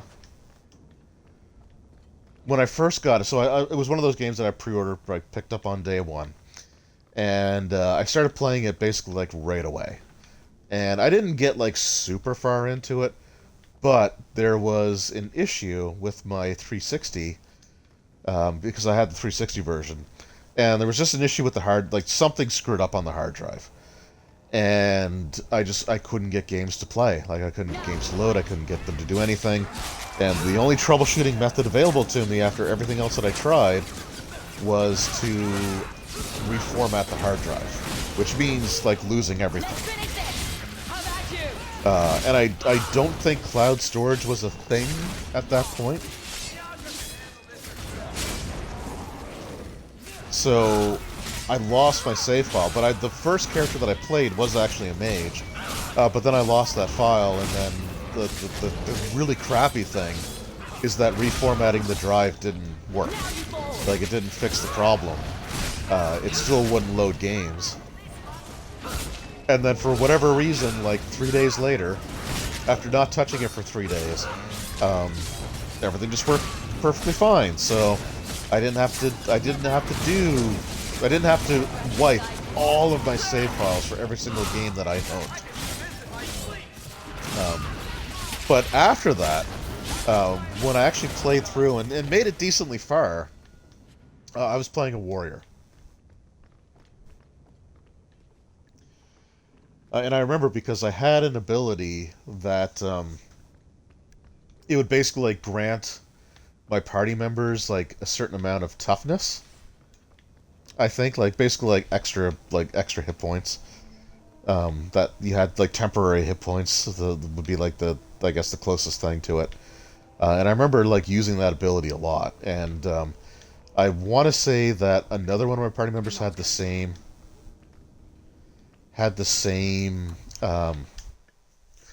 ability, so between the two of us, we were pretty good at keeping the party safe. All right, 20 con and then 23 strength.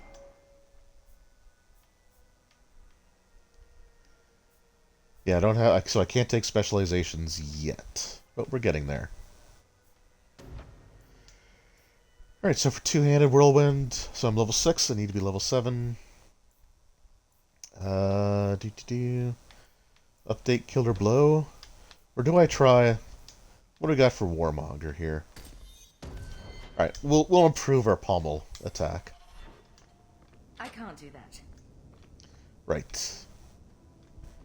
And since Varric didn't say anything, he can't either. Yeah, great.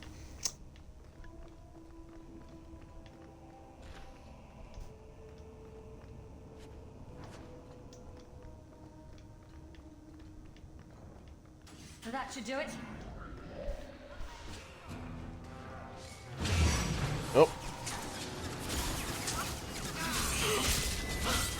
Okay, hopefully Varric can gain another level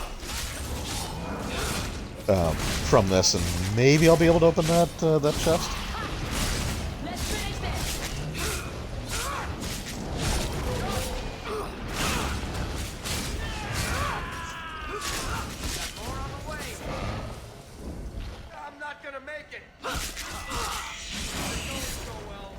Holy crap, wow, we are getting destroyed.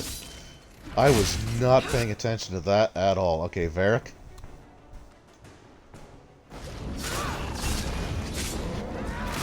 Now, one of the unfortunate things with in Dragon Age 2, like one of the decisions that I don't like that they made, is potions now have a cooldown timer.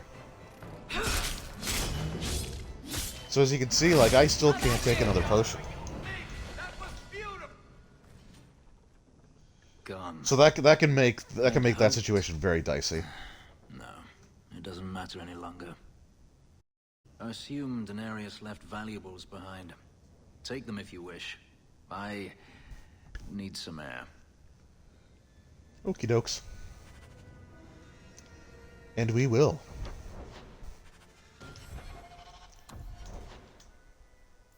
Oh, Varric didn't level, only Bethany did. Alright, well, it's fine.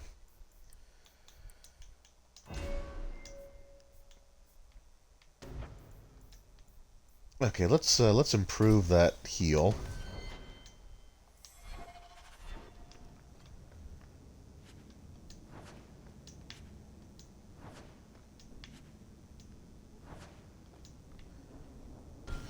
Can I at least give her...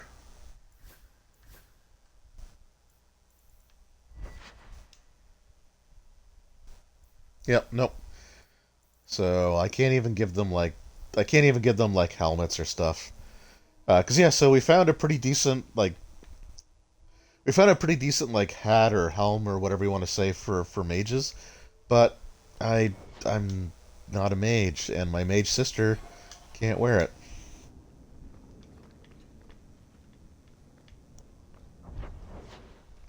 Also, how am I doing for gold?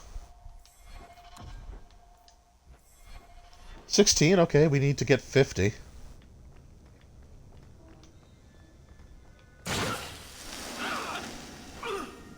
What? Really?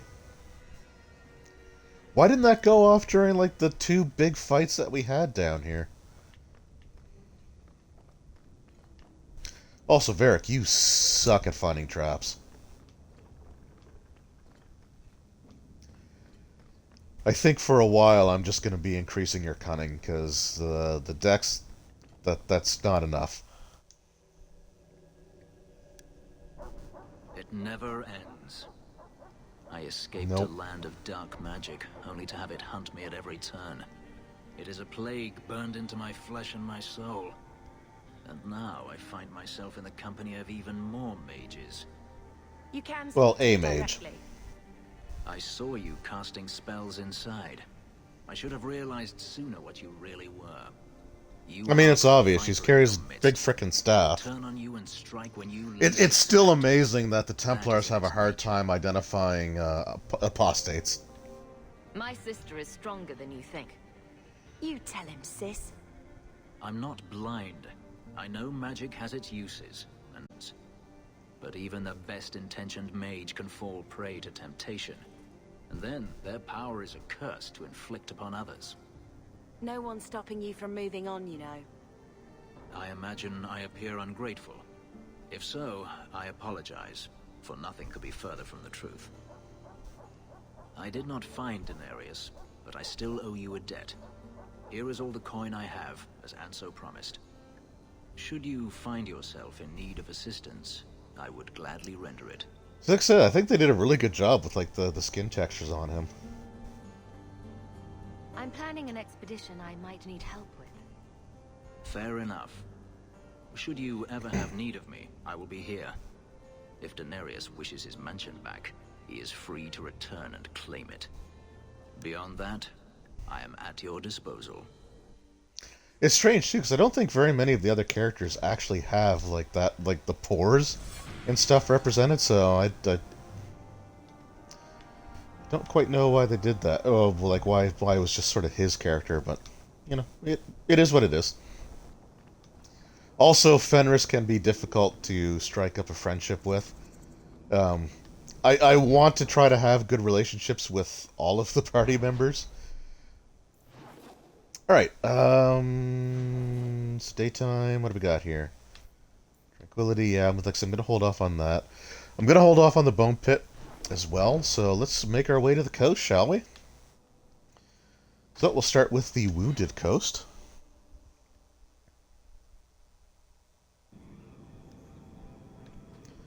So this is a map we're going to see a lot. Varric, do you do anything? Am I the next stop in your career evaluations? Joy of joys. You watch and you talk. Is that it? You are dismissing hallmarks of both the utterly ineffectual and the incredibly dangerous. I don't know what you Oh, mean. well, okay, so now he has a level up. It means coins flow when I talk and when I shut up. Like if you got paid to guard or unguard. That makes no sense. Good. It makes a lot of sense. Okay, cunning. Well, his cunning is actually already higher than his dex. Why are you so bad at trap finding?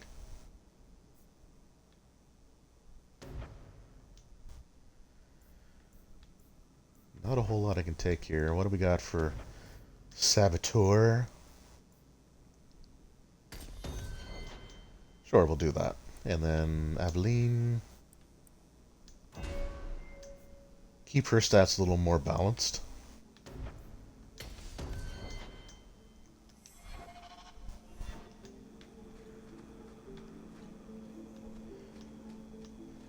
Now, one thing that is kind of important to do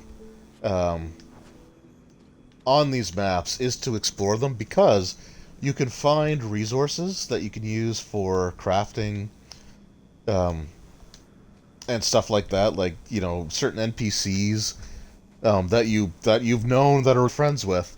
Like, you can access certain other, like, things from them, like, you know, poisons, or oh, I meant to take Bethany back home, so but I think I've got a oh, I got plenty of, yeah, we're good.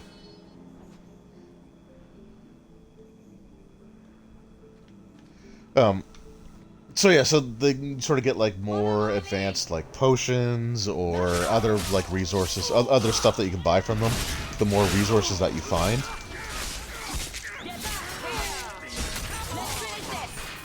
Oh, and these are Canary, more Canary.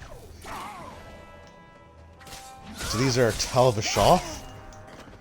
Typically, these guys you'll only fight in the groups that you first come across. But yeah, so those are Kunari that have abandoned the philosophy of the Kun, Qun, which is like their. Oh, hey. Okay, this is actually kind of neat. So this, what we're about to come up to. Well, we'll do it and then I'll explain it. It's Delilah. She's dead, and you killed her. I was a beast then, a werewolf. I did many terrible things. I'm sorry. Sorry does not bring my mother back. I was a victim too, Elf. Of Zathrian's vengeance. Stranger, please calm her down. So this is a callback to the decision that we made to end the werewolf curse in Origins. So if you didn't do that, then this little scene doesn't take place. So I can't remember if he's actually Swift Runner or not. I think he is. But the elven woman, she mentioned that her mother's name was Delilah, and she was the elven hunter that was turning into a werewolf that, like, her husband sent us into the woods to find her, and she basically begged for us to put her down. So that's yeah. So there are little sections that you'll come across that actually directly reference the decisions that you made. It's kind of cool. You're a werewolf. I was. Well, I got no better. longer. Her Dalish keeper cursed some humans with lycanthropy long ago. The disease spread over the years, but the hero of Ferelden freed us. Is this what your mother would want? But he murdered her. This man may have a wife. Technically, the hero of Ferelden murdered her. A family. What will they think of you? Kill him and you become him. You shame me. My mother would not want this. Leave Shem. Before I change my mind. So yeah, you basically learn that some of those werewolves left Ferelden altogether and fled to the Free Marches.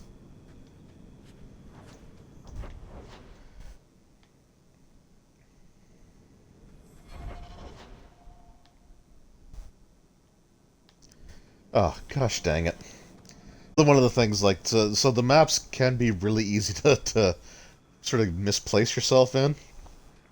So for the quest that we came here for, I guess it was right near where we first entered. So that's on me. I gotta backtrack a bit.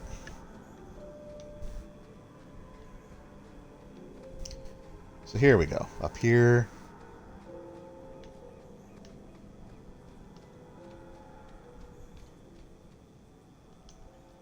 So there's another resource that we collect that some of the merchants can utilize. Whoops. So Flint Company Mercenaries. So these are the guys that we're after.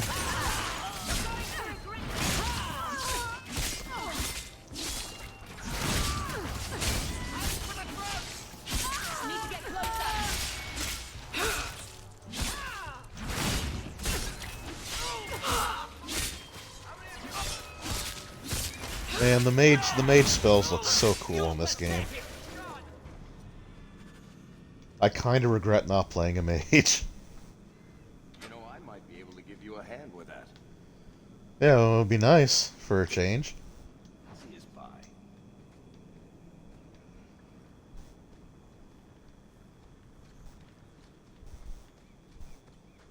I also do like that a lot of the well, basically, like a lot of the stuff that you would sell as junk or mark as junk in Origins is just literally categorized as junk to begin with. Another resource. Here we go. Oh, come on.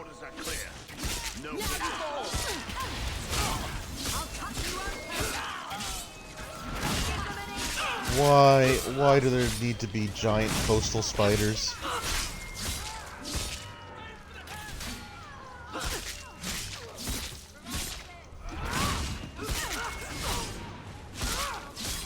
Like, I swear. It's almost as bad as Dark Alliance. It's like, oh yeah, there's these like spiders in the Thieves Guild, and it's like, oh yeah, you're in like a frozen ice mountain. Well, here, have some ice spiders. That's not enough. Have some mechanical spiders. Like, just stop with the frickin' spiders. Oh, I should be summoning my dog.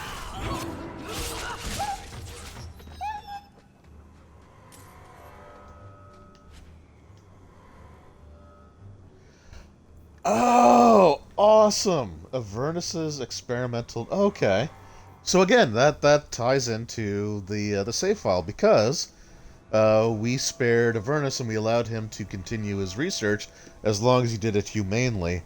So yeah, I guess so. It doesn't pay off in Origins. I've never actually noticed this before, so it actually pays off here. That's cool. Messages for the Wardens. They'd probably pay to have them returned. Probably. I suppose I could give that a shot. Finally. Okay. So I want to say that for like the chest, there's like what's okay. There's like simple, standard, complex, and I can't remember. I think there's a fourth category. And to be able to unlock them, essentially what you need is like it's like every 10 for your attributes. So like once I got to 20 cunning, I was able to open the simple chests or the standard chests, whereas before I couldn't even like until like I got to 20. So I think for complex I need to get up to 30 in cunning in order to do that. Okay, I gotta see what this potion is. More info.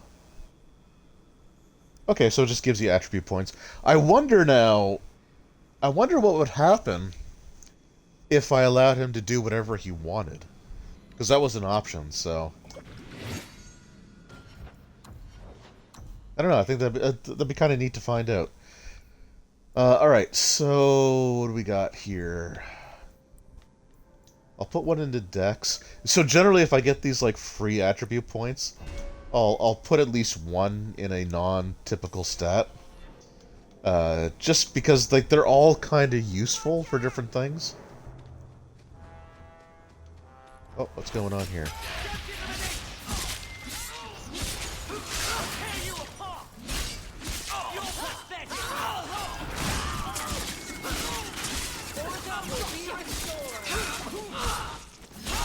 Just some bandits, no big deal.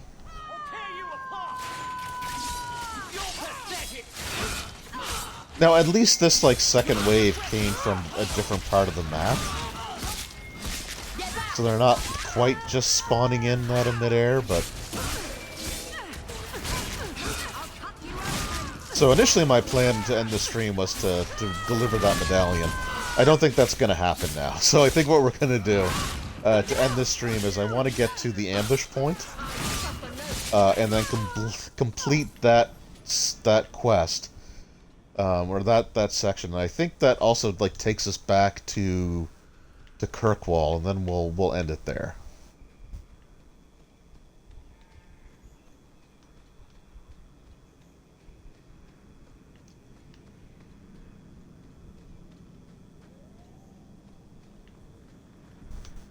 And this like Wounded Coast map, I think, is pretty generic. So I think there's just like I think we can just keep coming back to this particular location.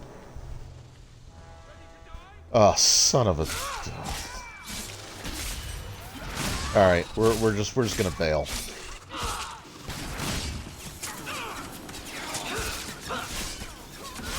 Yeah, so so I guess like the thing that I've always thought about Dragon Age 2, I mean, there is a few like there is some minor issues with the story that we'll sort of get to and we'll discuss as the time comes.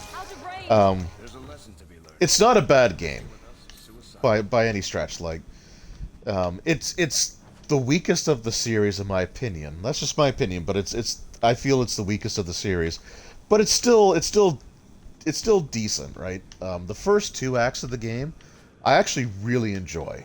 It's just Act 3, and we're a ways away from that, but Act 3 for me just doesn't do it.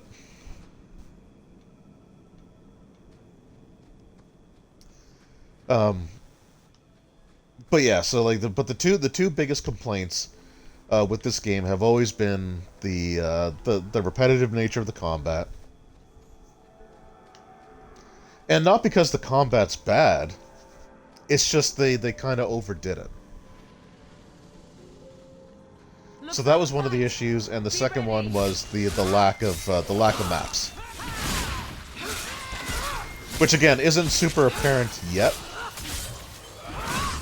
because we're just starting, but you'll see, you will see as time goes on that some stuff just gets a little too recycled. Also, why can't I use my ability? There we go.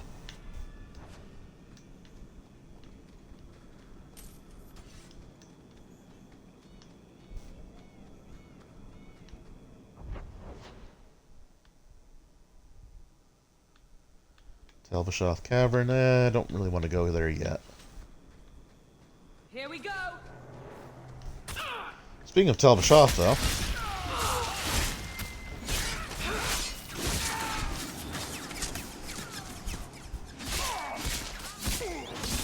yeah. So like the combat's good. The thing I would change, and the thing that they did change for the next game, is like just tying your main attack to something other than the A button, because it's really button mashy.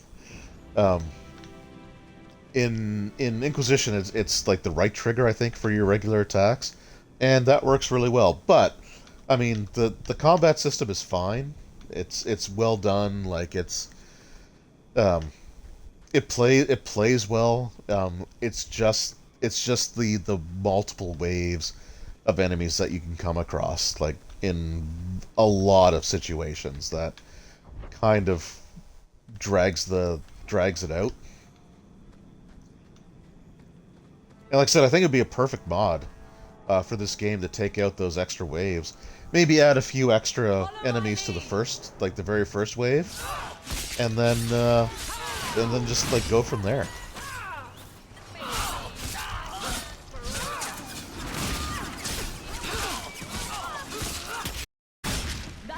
Yeah, so like Origins was a little bit. The thing that you're talking about is a little bit different, because you had like those encounters like as you were traveling.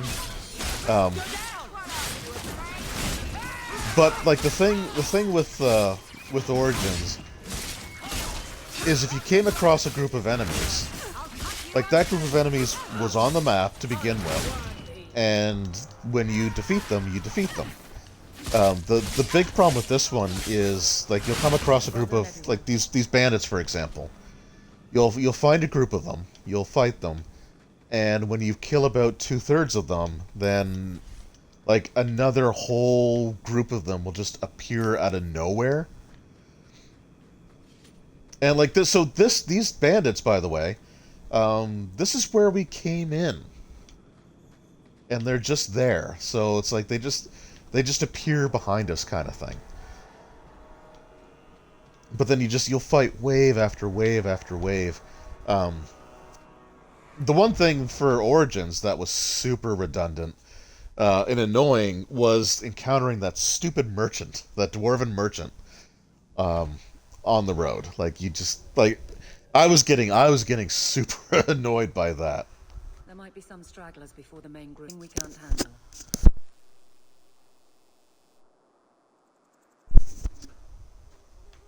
So, like, but if the designers of 2, if they just restrained themselves and just had that initial group be all that you encountered, then the combat would have been, like, would have been a lot more loved than what we have here. Okay, so right now we got 4 guys, right?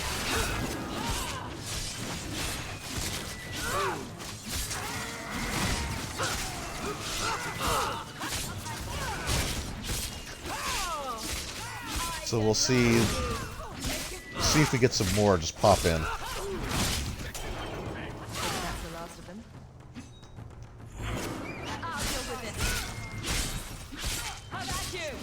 Okay, no, I guess here that's fine. We just have the one group, and that's the way it should be. That's the way it should be. But just too many times we come across just this like ceaseless, like never-ending wave. Like wave after wave after wave, and that's where it gets. Holy crap! My inventory's full. That's not good.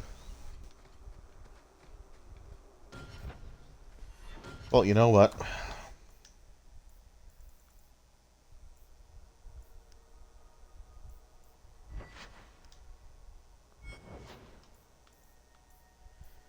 There's got to be some stuff that I could drop here, right? Okay, yeah, we don't need that.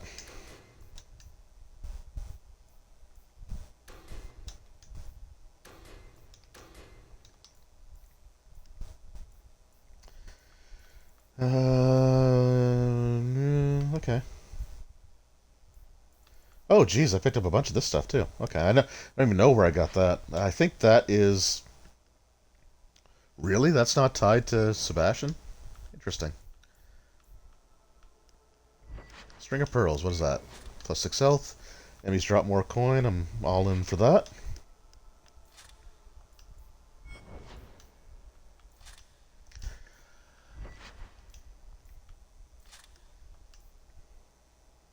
Okay, that freed up some inventory space. That's good. Now we fight.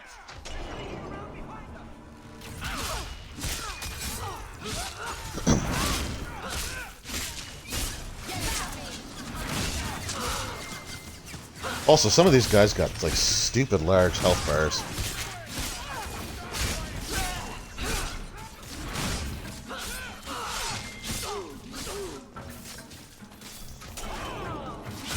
Oh, and he's gone. I can't move. There. Oh, there he is. You do get results, don't you? I do. I get all the results. We're close to the ambush hawk. Be ready. Yeah, I don't mind the road encounters as much, with the exception of that dwarven merchant from the first game. I think the designers were a little bit more, I guess, reserved. Oh, come on, Varric. Be careful. You're supposed to spot those.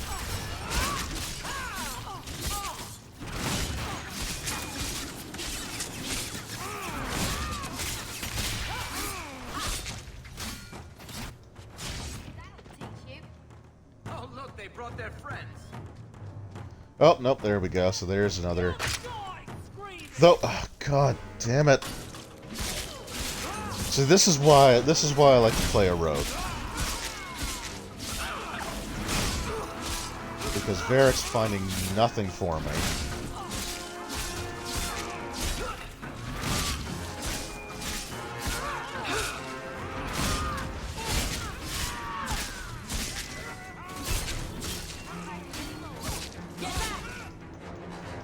Oh boy, she is close to death. She's close to death, so heal. Heal.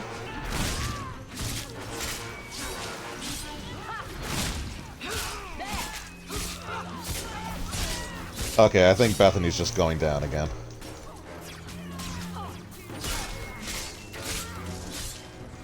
Hey, stop attacking her, attack me.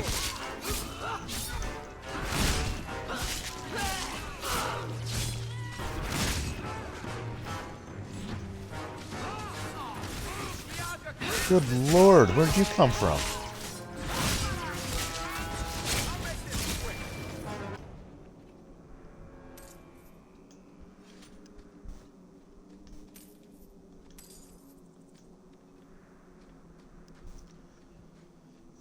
I guess the way that I look at like the Dragon Age series, Origins feels like it's it was the last of, it was sort of like the last of like the classic era, I guess, of like console RPGs. Right, that that I would group stuff like Star Wars Knights of the Old Republic in with, or well, I mean Dragon Age. I guess Jade Empire was another one that was kind of popular, used the same kind of system. So there was like sort of like a golden age of console RPGs, and Origins was sort of like the end of that era, and Dragon Age 2 was sort of like the beginning of the more like action-oriented sort of era, I guess. Because even like the Final Fantasy games around this time started to become more like more action-oriented, fast-paced combat. Like, completely moved away from the turn-based system. Follow my lead. Targets for the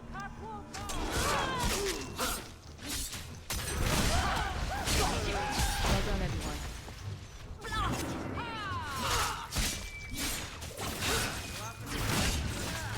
Yep, and there's another secondary wave.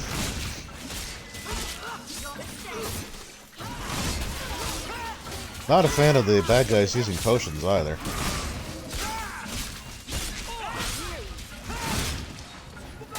Well, these assassins being frickin' tanks, holy crap.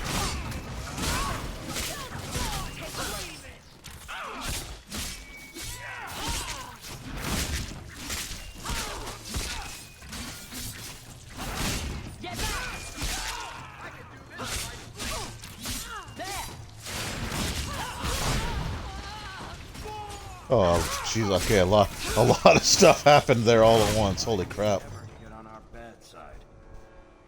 Well equipped for bandits, but dead is dead and the road is clear. Captain Jevon needs to know of this. Back to the barracks for your just reward.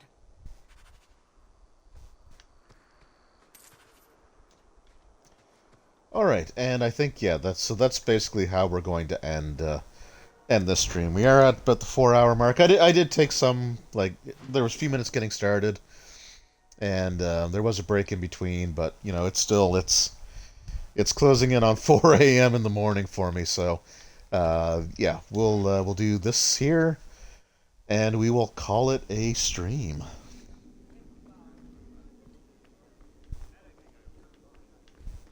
Good luck getting in. I've been waiting all day. Yeah, you're going to be saying that for several years. Not much room in the Or just several times in a row. I wonder if Mother has... There's Jevon's office. Wait while I explain our initiative. This will go well. I don't know how they do it where you're from, guardswoman, but I decide the patrols, not you and your whims. You may have been put up for lieutenant in your first year, but I'll have no show-offs in my command. Have I made myself clear? Report to your post before I have you and your Ferelden accomplice jailed. Well, I'm sure there's nothing suspicious about his behavior. A lot of yelling for doing him a favor. We killed a band of highwaymen. What does it matter whose patrol it was? It's not the first time he's made me wonder like this. Something is very wrong. So let's find out whose toes you actually stepped on. Then we should check the duty roster and see who was supposed to take that route. What have I stepped in this time? Well, a big load of bantha poodoo.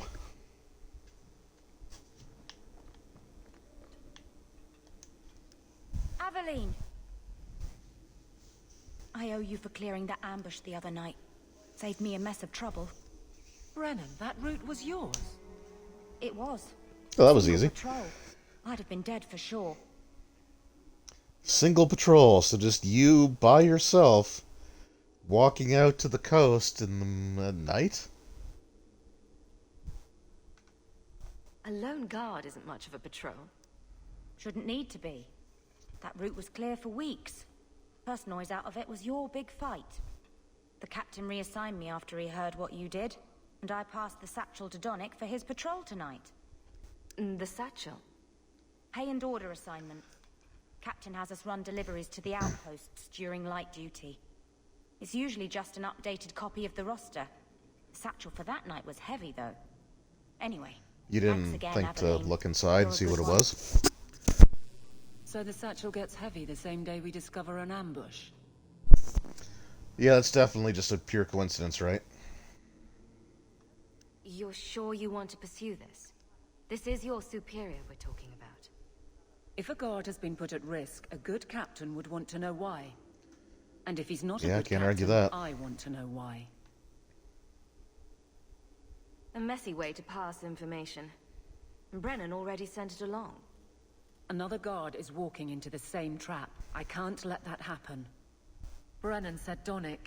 A good man. Donick. I've got his route. A night walk in Lowtown.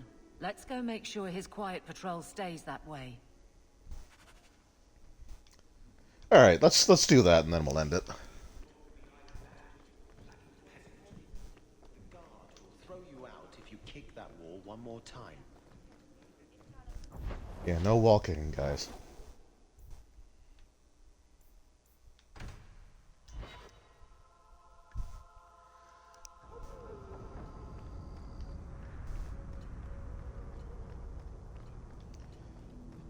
We'll probably end up fighting more of those groups. More of those, like, street thugs, I guess. Guardsman Donick is here somewhere. I'm going straight, just, like, I'm going there.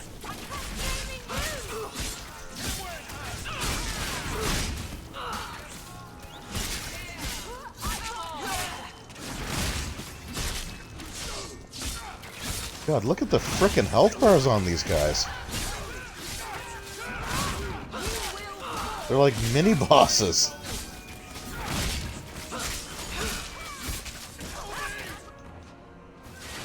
Oh, there we go. That's the one I wanted.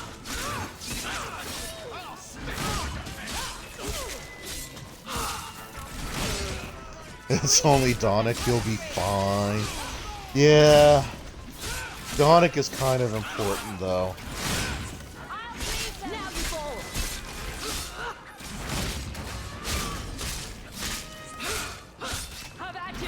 Oh, hey, look, reinforcements. Kind of you to drop in.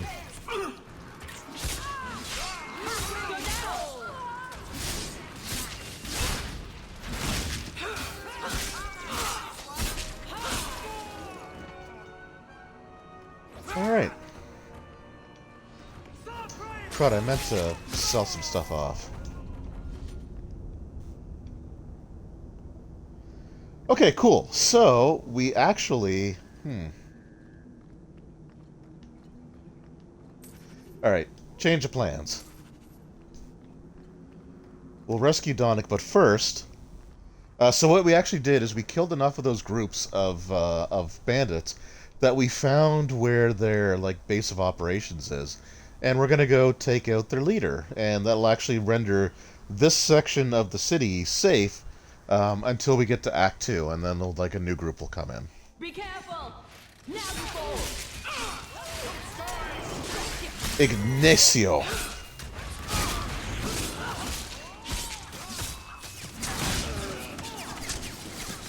Was it Ignacio Strand?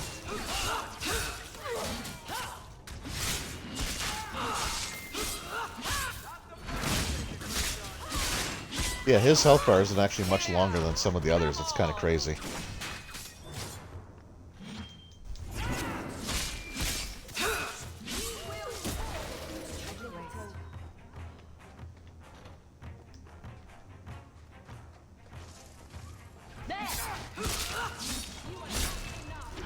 Also, you guys are really bad really bad guards, because we killed your boss while he was in the other room.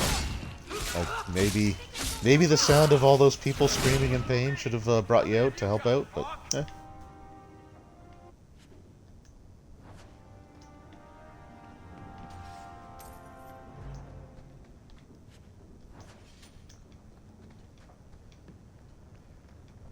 So I believe if we go to the tavern, we'll find someone there that will actually... Oh wait, no, right here. Other groups like that, and I'll be at the Hanged Man with some toys as reward. Courtesy of some interested friends. Well, how about that? Yeah, so after we clear out, like, for each group that we clear out, if we go to the Hanged Man Tavern, I'll talk to you later. If we go to the Hangman Tavern, you can actually, like, you'll get rewards. We must be getting close to the ambush. On your guard! Hey, Dominic, how you doing, buddy?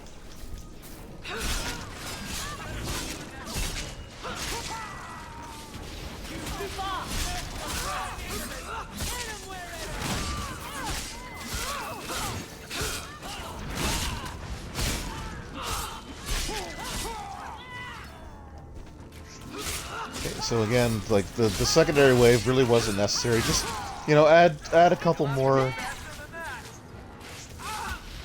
Like, just add a couple more thugs to the first group, and that's all you need.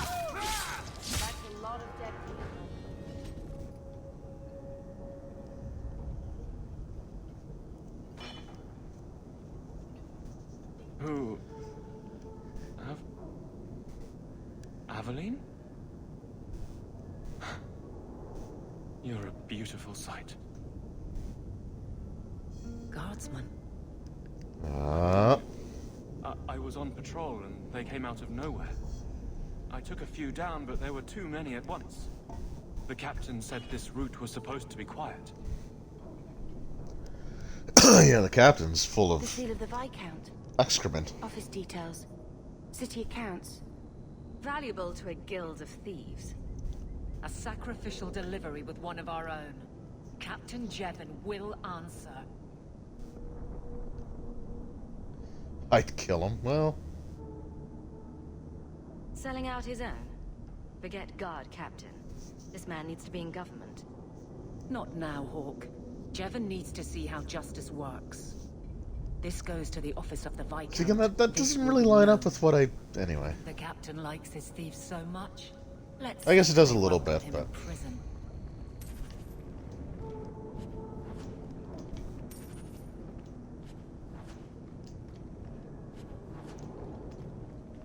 Alright, so let's make our way out of here, finish off this quest chain.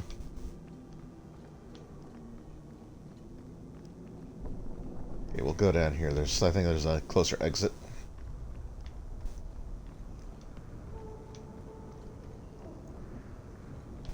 Oh, there we go.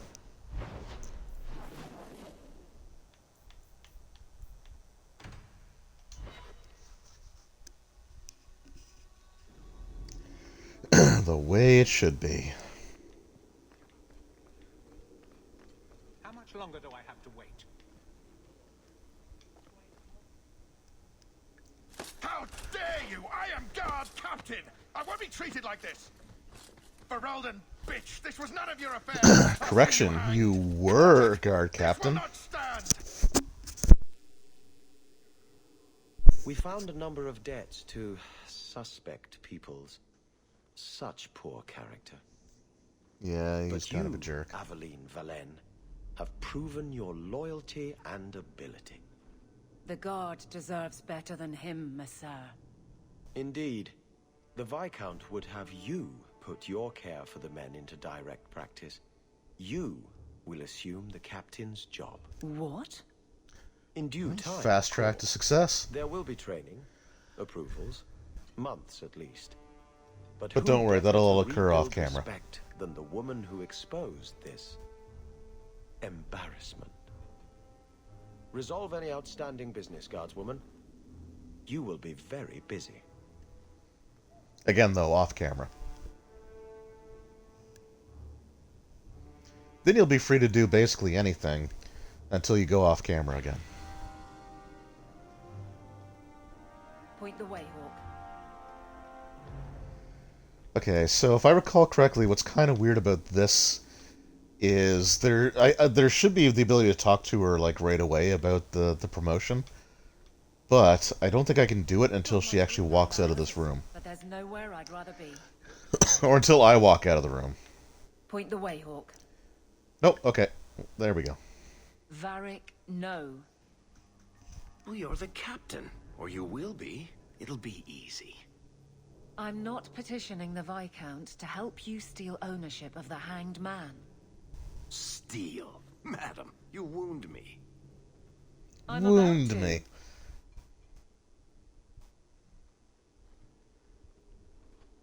Tough crowd. Big changes are coming, huh? Captain of the Guard. Thank you, Wesley. That you keep his memory speaks well of him. He's not with me. I know that. Wesley's at the Maker's side, or he's not. Either way, he knows no pain. He seemed a good man. See, she's for a kind of, Templar. pragmatic. I'm sure he's found peace. What I keep is that moment. I won't let anyone down like that again.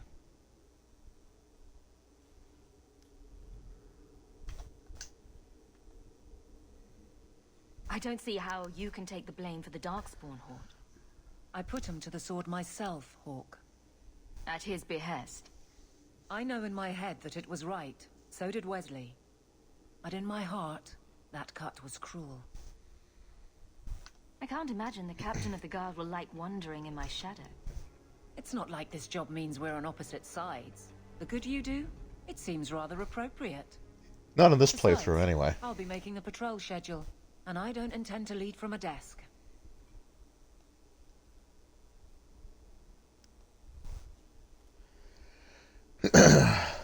Okay, so... when you're talking to, like, your fellow party members, there are options where you'll see, like, this heart appear, and for most of the characters in the game, it means that you're initiating a romance. Now, with Varric and Aveline, as well as, obviously, your own family member, you can't actually engage in a romance with them. But usually it's still sort of tailored specifically to them, and it's usually something that will give you a pretty decent boost of their approval. So we're gonna go with it. It's good that you can stay with me. I need you, Aveline. You've been grand through all of this. A true friend. And friend Captain of zone. the Guard. Thank you for helping me get here, Hawk. It's where I should be.